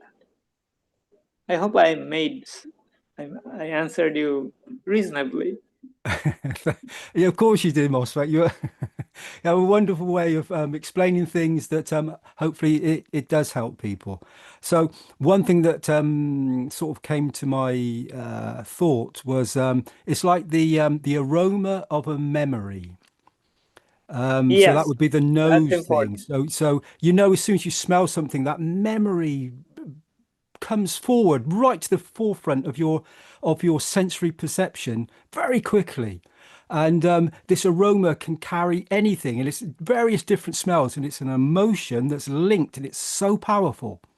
So this happens in many, many different ways, exactly as you were saying. And that analogy you made about the driver is wonderful, because you see that when people are physically driving, they have to be very aware all around them. So they have to be thinking in all multiple directions and be very spatial in their design capsule that they're in. So when they do this, then that being able to contact them is going to obviously going to be more easy because they are in the zone, they're in a position of awareness. And what you said about, just a thought going to them, directing to them, and they suddenly go, because they're in that, the breath work, the physical state, the emotional state, and most probably, the soul initiation of being present, because they're driving a physical vehicle, but the real driver is the soul, and that is that has a big connection, and I think that you're automatically going into that what you've just been speaking about, just by being present in the moment, and then the other soul can contact you very directly, and it's being aware of this for each and every one of us. We suddenly, as you said, we are so unlimited, and the only limitation is what we believe. And so if we open up that belief system, then, sky's the limit. There is no limit. So wonderful, Mosfeq. Thank you very much. Thank you. Oh, Mosfeq, Thank you. I got a question. So you said the fields are coming all over the body with the pores, the openings we have in our body. But I was made to understand that the soul, the eyes, is where the fields come towards the soul, and then the soul distributes the energy to the cells. So if fields are coming all over the body, so how does it get to the soul? Let's say if fields are coming in from the legs, from the paws, or from the skin on the leg, how does it get to the soul? You heard about the fingertip in the last knowledge seeker workshop and things like that. It comes from all directions. So, I mean, we are, the physicality is kind of like a, you can think of like a guide. It's kind of like a, what do you call it? Wave guide. You can guide the waves through these physicalities. They act as filter. So certain ranges of fields can come through certain areas. And you can set the filter not just by physicality, but also by your intention and your soul's signal or soul's setting in a way. So you can operate at a different energy level just by altering the setting of these filters, whether it's your fingertip, your skin, your back, whatever. So eyes, yes, they're powerful controlling mechanism, but fields can be absorbed in many different ways. It's not our physicality becomes a transparent, but in a way it channels certain things.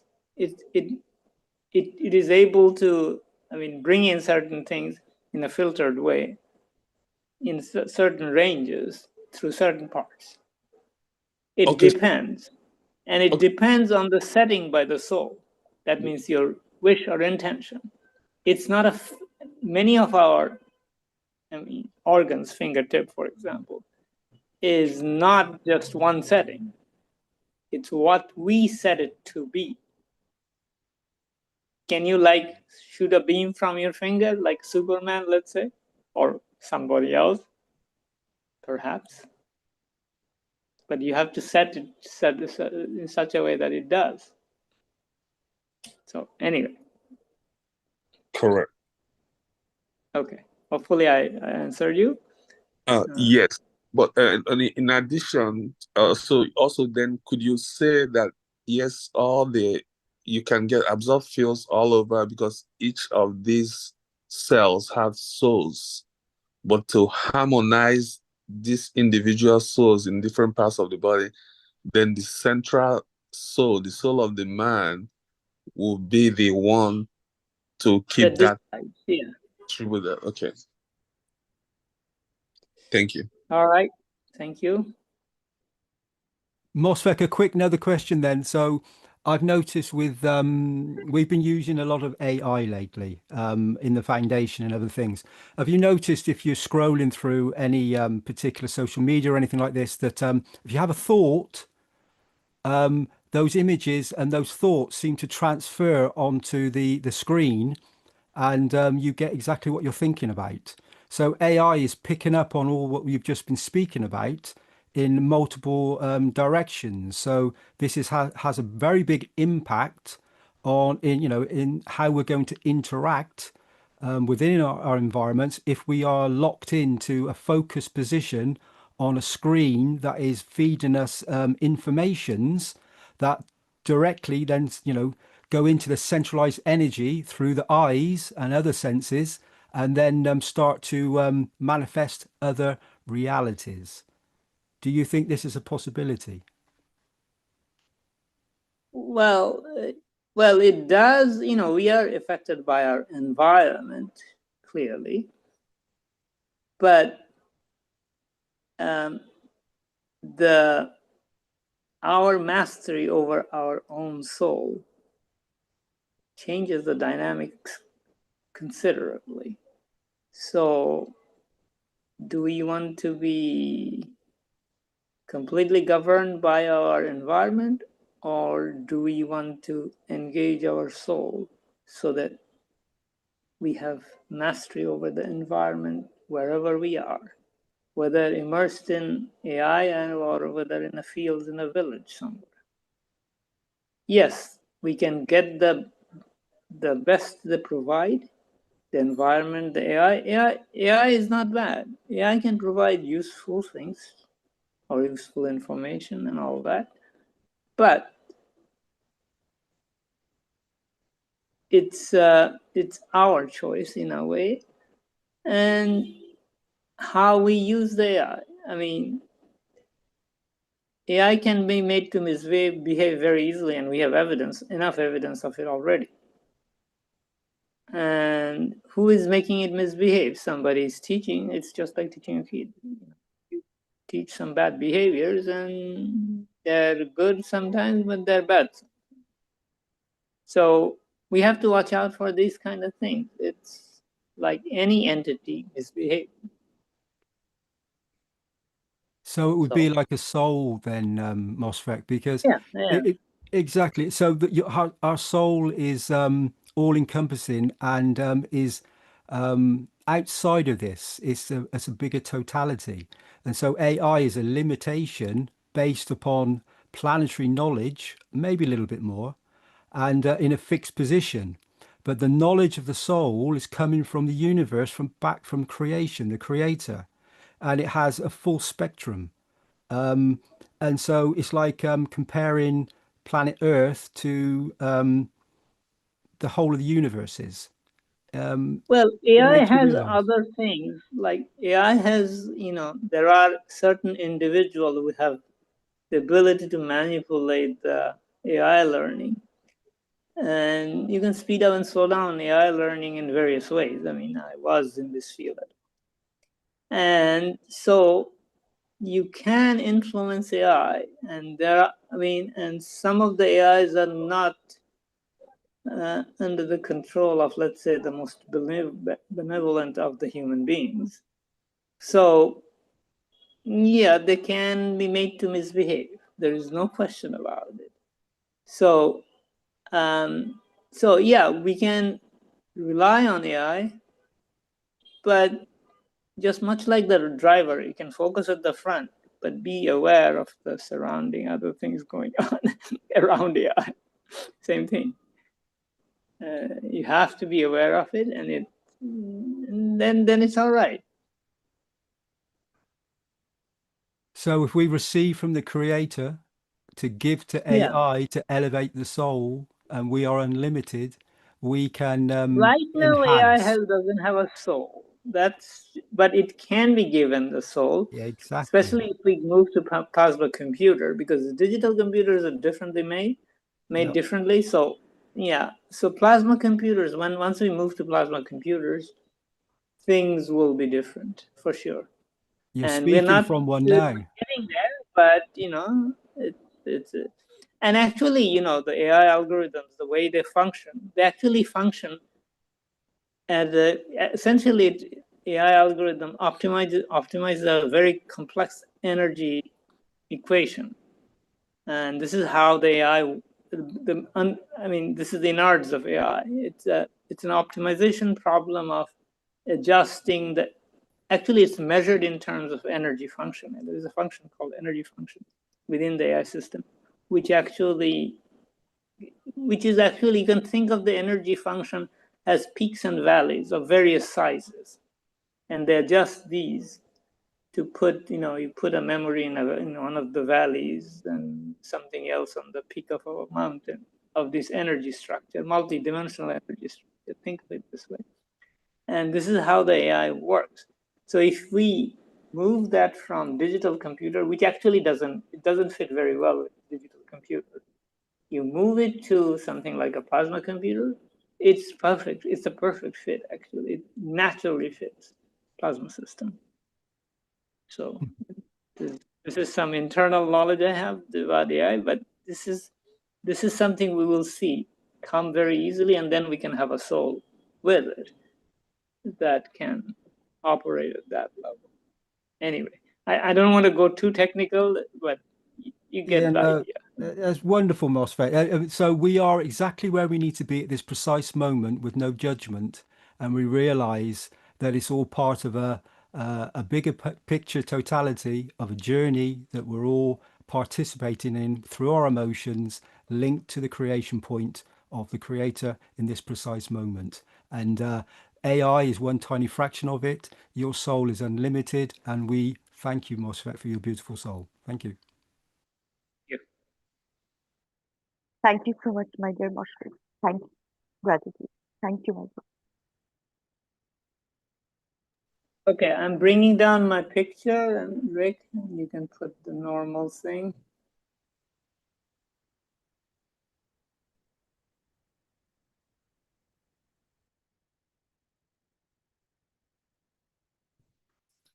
Okay, thank you. Just trying to find my...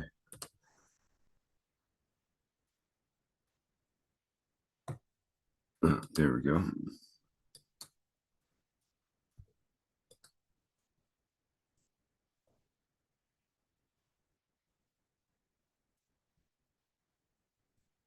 Okay. I'm seeing a crimping tool. Whoops, I got the wrong situation. I was looking for a crimping tool, not a hydraulic one, though. Rick, Should be hello. able to see that now. Yes? Hello. Rick, can you first, you see the video when they invite to the people to the next workshop? I think is important information. Okay. Okay. It is about 15 minutes. I think it's 12 around this. Elizabeth, I will suggest that we have to go to the needs and wishes, and we can have the link for this video to have the search, because it's already 2 hours over.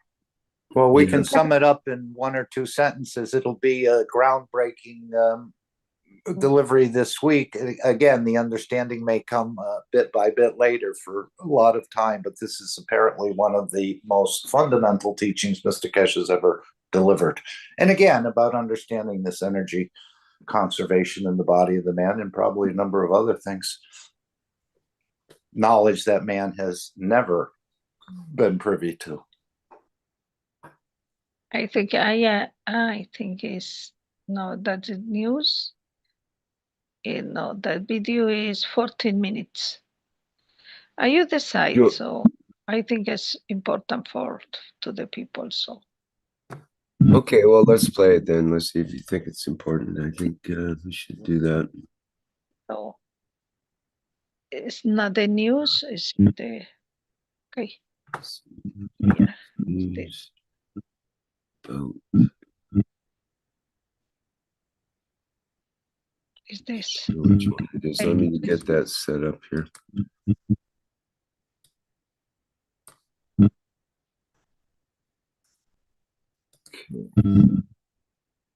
Lizzie, I think we're getting a little static on your mic. Okay, here we go. Again, this is about the importance of the 651st Knowledge Seekers Workshop. In a next week session, I'll bring a most fundamental science man has ever known. It will change the course of the knowledge of humanity. And if you know any scientists, if you know any physicists, if you know any doctors, get them to listen to next week's teaching. Next week's teaching is like we used to do special sessions for a week for medical, is as important as one of those special sessions. Because what I unravel next week will change the course of humanity in the knowledge of science of itself. Where and how we use the cosmic energies, which is as a higher level, to change it, to convert it to become the energy of physicality. This knowledge has never been known by man. But as I always said, we get 80% of our energies through the cosmic rays, through the environment. And next week, for the first time, I explain how the creation has hidden this from mankind and how man is mature to understand it. A child on the street will understand it. Then you understand why we absorb different energies from our fingertips. We absorb different energies from our, let's say, back. We absorb different energies from our legs. And when all these energies mix, it becomes what is needed for the liver, what is needed for the cells of the heart, and the rest of it. You can let a man live without the environment, but you cannot let the man live without the soul. You can take the soul of physicality and physicality inside the soul of the man and protect it because you create environment for it, but you cannot let the man live without it. So what we understand now, especially next week, is one of those most important sessions for maybe for decades we passed, is one of those key points, which if you understand and you understood the teaching of past few weeks, you understand how to transmute. You will understand how your emotion affects your transmutation, affects your decision, affects your... As knowledge seekers, will be given the key to everlasting life if you understand it. Most probably next week teaching, in accordance to all our teaching of the soul and physicality, it will be where the two link up, where I bring an unknown knowledge of man for the first time to humanity. You will look at the physical side of it, but when it brought out, you see how in your brain the energy is transferred to your physicality and how your soul decides what absorbed from the environment. You can put a man in a space, don't feed him for thousands of years, but allow him to transfer energy of the universe in his soul, man will survive. Man will convert itself to another dimension to exist. And this is the secret, that you touch it every day. You see it every day in the scientific world. They talk to you every disease you have, but you don't understand why even your diseases come from. Now, go back to the past 3-4 weeks of teaching. Remember what you have to do with the sight. Remember learning about the breathing. Then remember the noise and bring the three together. And if you can control it, if you can make the right noise in the right sequence, with the right breathing sequence, with the right connection to the dimension of the soul, you can transmute.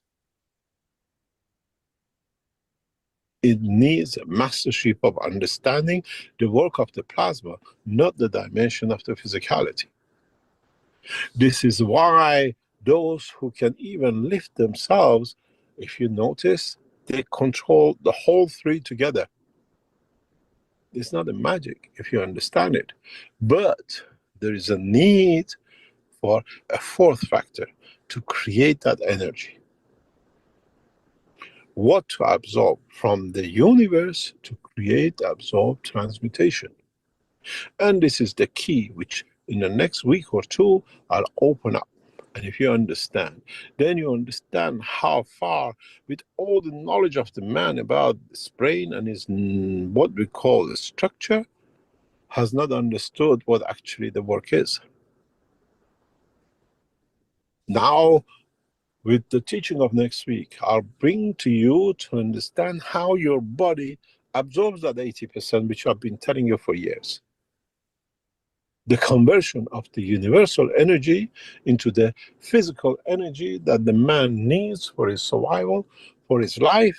And if you learn how to change that energy from the universe into the dimension of your physicality, you become more or less what we showed in Beijing in 2025 by the right combination of the fields, breathing, emotion, and sound.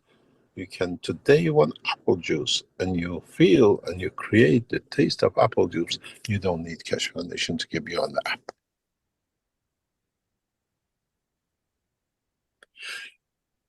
Then you can live for thousands of years without killing. You can live for thousands of years without destroying another life. And it's been built in the structure of the man, but man have not understood how to work it, how to create that condition of converting the energy of the universe into the dimension of physicality. The most important teaching of the Keshe Foundation in its history and the cornerstone of what we came here for will be unraveled next week and the week after. Then you understand, Mr. Keshe has been saying 80%. I show you more or less you can make it 100% of what you need from the environment. You'll never touch another food. You never kill another person. You never kill another object to survive. The key is your openness to understand the science of creation, to understand how, as individuals, you stand to gain from the science and the point of creation. And that material, that structure is in one shape or another in every living thing in the universe with intelligence.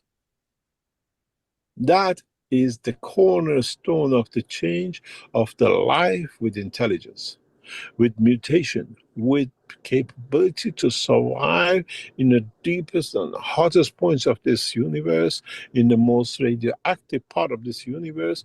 And as a nuclear physicist, for the first time, I open this key to you to understand how simply you are the most advanced nuclear reactor.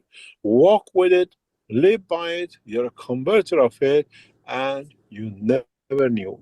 The key to change the energy of the soul to the energy of physicality, and how you can transfer the emotion of physicality into the emotion of the soul of the man, is one of the most glorious teachings of the Keshe Foundation next week.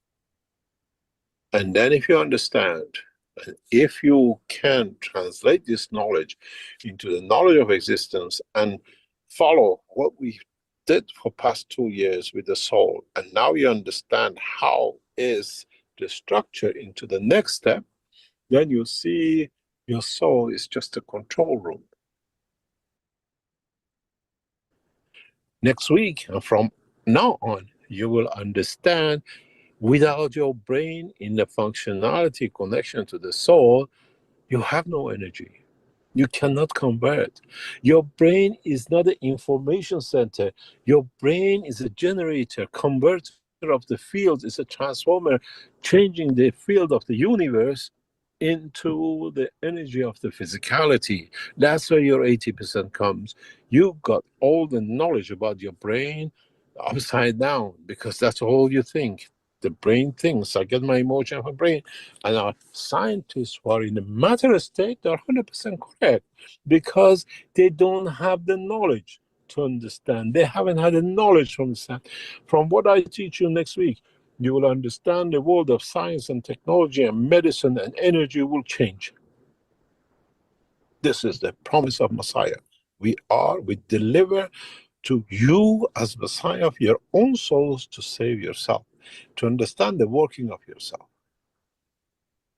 Because you have been told your brain is the center of your intelligence. What a rubbish. Yes, a little bit.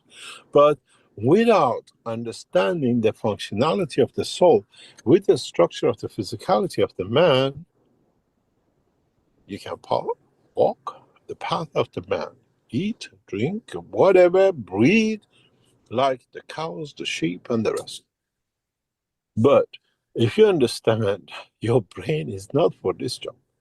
Your brain, in the dimension of physicality, is the energy source of your body. It's in a way, is a deeply working, functioning plasma nuclear reactor, which converts the energy from outside into the energy inside. Our nuclear reactors get the energy from inside and they change it and becomes power you get on the electricity. Your brain has the functionality of absorbing energy from the universe and then converting it into the energy for the physicality to live. Neuroscientist and neurodoctor doesn't understand, has no comprehension of what he has in his hand. Doctor, he operates on the brain. When he does this, I wonder if he ever touches a brain. There is no need for brain surgery if you understand what we teach next week. We are masters of the knowledge. And unfortunately, we have to tackle with the useless, brainless governments of this planet. And we'll win. We dictate. No, the terms is ours. And it's time for man to move out of control of a few to feel they're important. Next week's teaching will be so fundamental that many of you might even want to change a lot of things around your life, because then you need to understand, do I need to be on this planet? Or is it time for me to educate myself to become man of citizen? In a way, it's the first time we give you the key to leave this village of earth with your own understanding and with your own access and knowing that you can come back. But the universe is in your hand. The transmutation is in your hand because now you have the key, but you have to understand how to absorb the energies of the universe. As I said, by October of this year, as is promised, we'll fulfill. But now we're getting to that point that now you need to practice. The next 3 or 4 months, there are following teachings will bring you to that point. I hope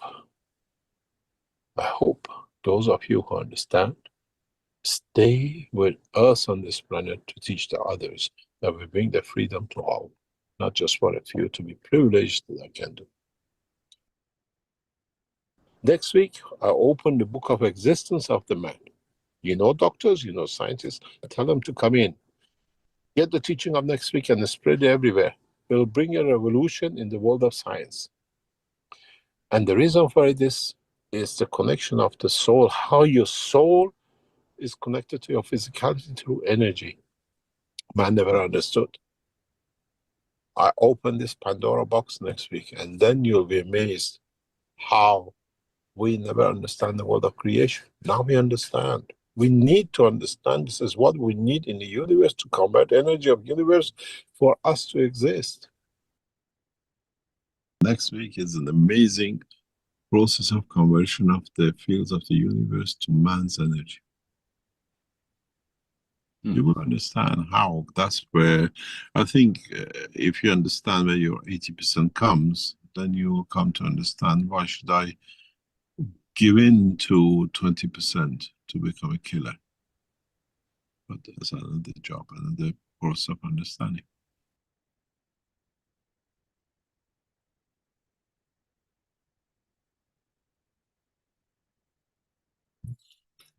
All right, that completes that excerpt from the last Knowledge Seekers workshop.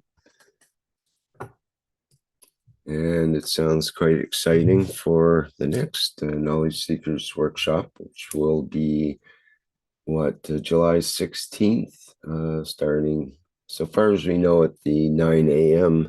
Central European Time.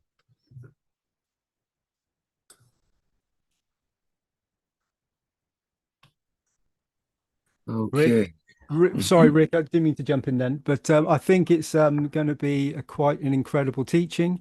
I'm sure all the knowledge seekers and anybody else that has been aware of the foundation will be extremely interested in this position. This, yeah, as you say, this Keshe cosmic ray presentation. So this is I mean, the knowledge, as we know from Mr. Keshe, is the knowledge of the universe.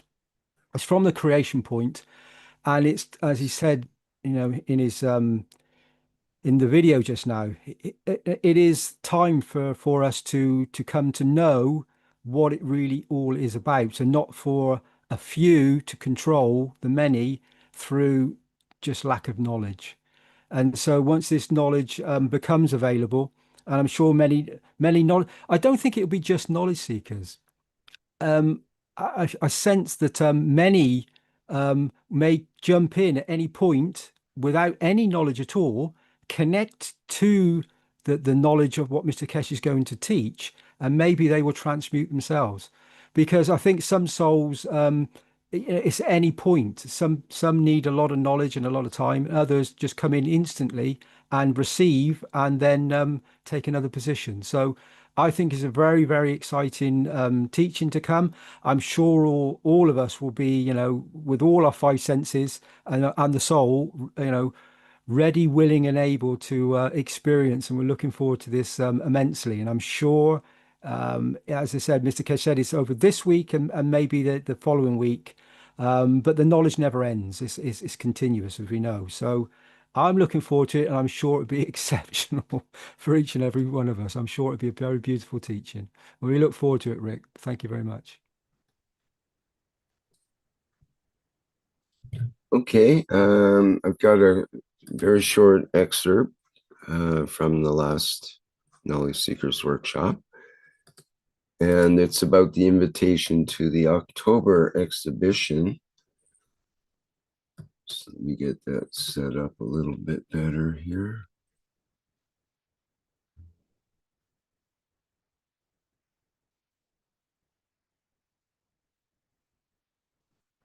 Somewhere around there. Okay, and I think it's ready to play. Turn up the volume. Again, this is out of the last Knowledge Seekers workshop, and it's about the invitation to the October exhibition. That part is partially for humans, but it's part of what to do with animals. It's animal kingdom. The soul is the same as human kingdom. And that part, not much has been done to. We did a lot of work in Ghana with it. We did a lot of work outside Ghana with it. And now we show it in Zurich. Zurich exhibition is another game changer, but this time for the life of kingdom, animal kingdom, not human kingdom. There's a reason for it. And that's greatly needed, Mr. Keshe, and I thank you for that, because our humans only look at humans most of the time. We're so consumed with our own, Next week or so, a new trial is going on starts in China, in one of our research places. And I'm sure my team of the researchers will look how the fishes look, how they are. I look how happy the soul of the fishes are to be there. And we'll see what comes at the end of the test. Part of the test is now in Europe, part of it is in China. And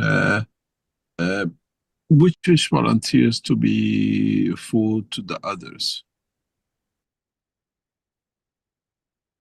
All right, that's a short teaser excerpt from the last workshop. And that October exhibition is available to sign up for in the Keshe Foundation store.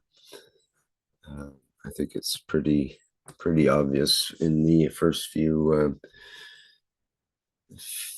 offers in the store. All right, back to our presentation.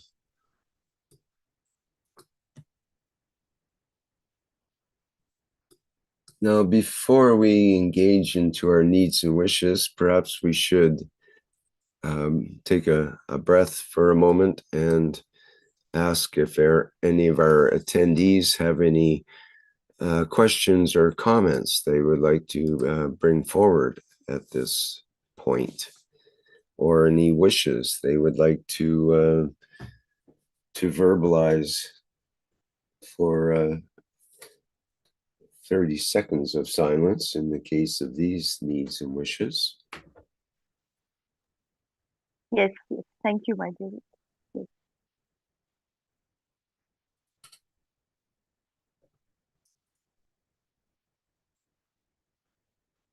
Okay, well, it seems like folks are satisfied for the moment, so let's carry on with our needs and wishes.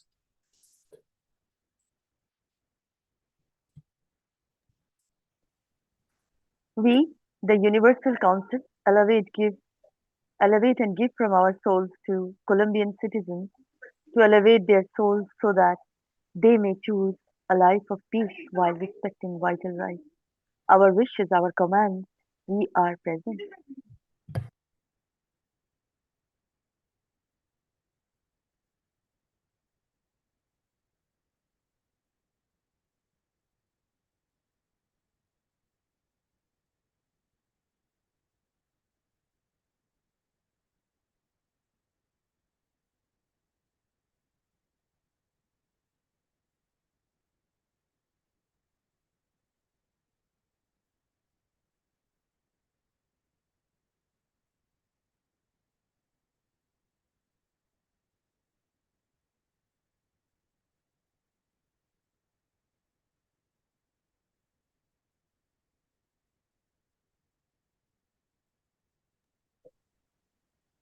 We, the Universal Council, give from our soul for protection of those living with fear in natural disaster areas, and our soul wishes to help cover all emotional and physical needs.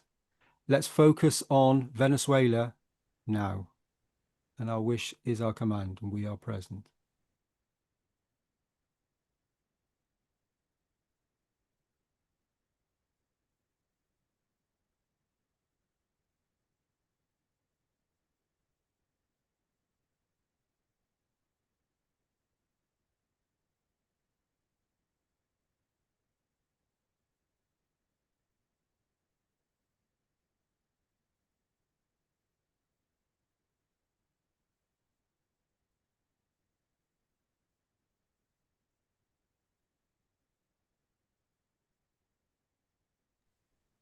We, the Universal Council, elevate the soul of the leaders and the population throughout the American continent to live in harmony, respecting each nation as equal. These are our wishes, and our wishes we command.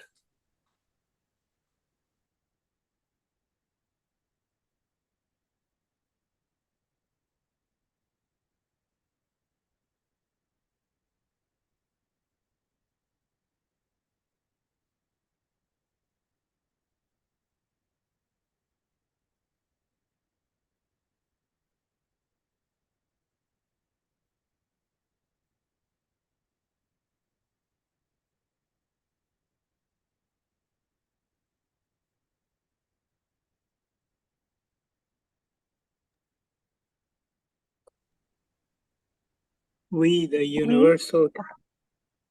Go ahead. Oh, carry on, carry on.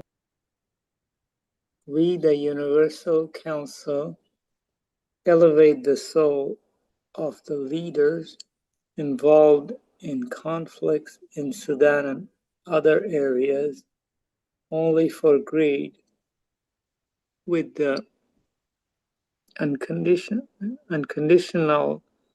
love and inner peace, so that they respect the life of all population, because okay, this is the part where they are sovereign and free. Yeah. This light bothers me.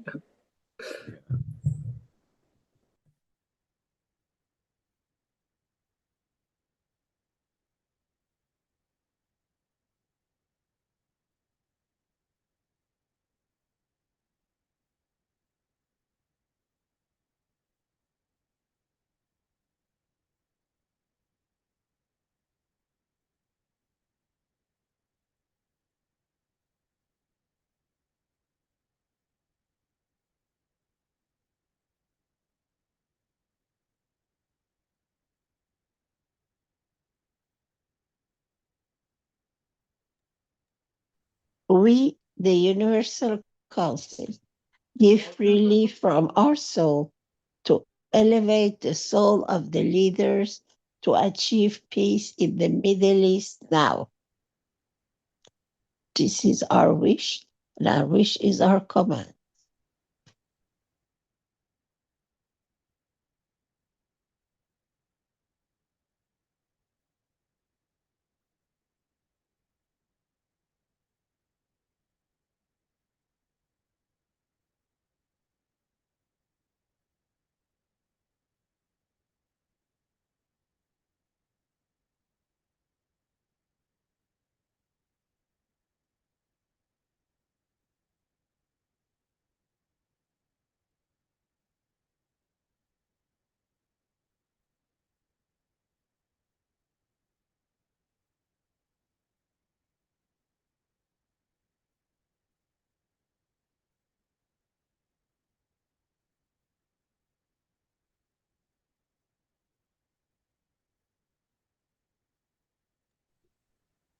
We, the Universal Council, give through our souls that Russia and Ukraine can find peace for the sake of all the families of the planet.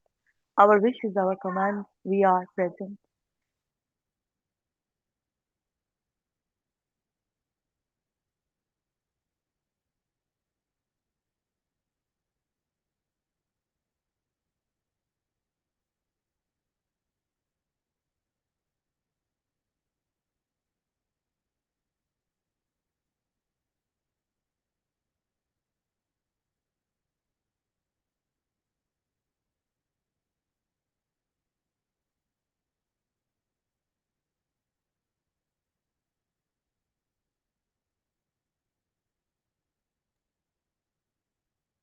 Thank you, my dear Rick. As the key to serve, we are here to serve, not to be served, dear beautiful souls. And I again, in this services, I welcome you. Swagatam into the beautiful, beautiful energy of one planet, one nation, one race for justice and world peace. Welcome to the beautiful knowledge of universal love. Welcome to the beautiful, beautiful energy of all the souls in existence, dear beautiful souls, the home we are in. Thank you and all the love always, dear beautiful souls, always. And gratitude from the core of my heart and soul for being present always with all the peace, abundance, and love for all souls in existence. The Universal Council, Salam Namaste Salute.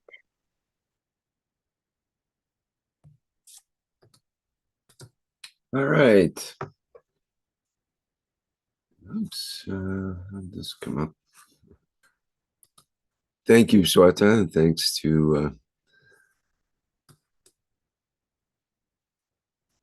let me get my background here first. Open. There we go. Thank you, Sweta, and thanks to all the members and support members of the Universal Council for being here today to present today's program. And thank you, Mark, for being co-host once again as well. We appreciate you being there all the time for that. And thank you to our audience for attending today's program. And we are grateful for the soul-based teachings that come from this particular aspect of the programs from the Keshe Foundation. All right, well, that brings to a close today's 439th One Planet, One Nation, One Race for Justice and World Peace, here on Tuesday, July 14th, 2026. You see our next public teaching workshop will be the Keshe Plasma Reactor group, which starts on Wednesday, July 15th at the 7 a.m. Central European Summer Time, which is equivalent to 10 p.m. Pacific Time tonight on Tuesday. So that's open to members of the public. We'll discuss virtually anything under the sun, meaning under plasma. And you're welcome to attend if you have something to present that might be plasma orientated, experiment, or other questions or comments is all good. So then, of course, we have the Knowledge Seekers Workshop coming up on July 16th, on Thursday. So far as we know, that will be at the 9 a.m., back to the usual 9 a.m. Central European time slot. Okay, I think that's it for today, other than our usual exit video. Thank you. And how about some dance and clap? Dance and clap, dear beautiful souls. Thank you so much. Dance and clap. Thank you. Yes, indeed. Thank you, Shweta, for introducing and your enthusiastic introduction to the to our last video. Although I might have to change the music one of these days. I think there might be a copyright thing we have to work through, but we'll see about that. In any case, thanks everyone for being here, and bye for now.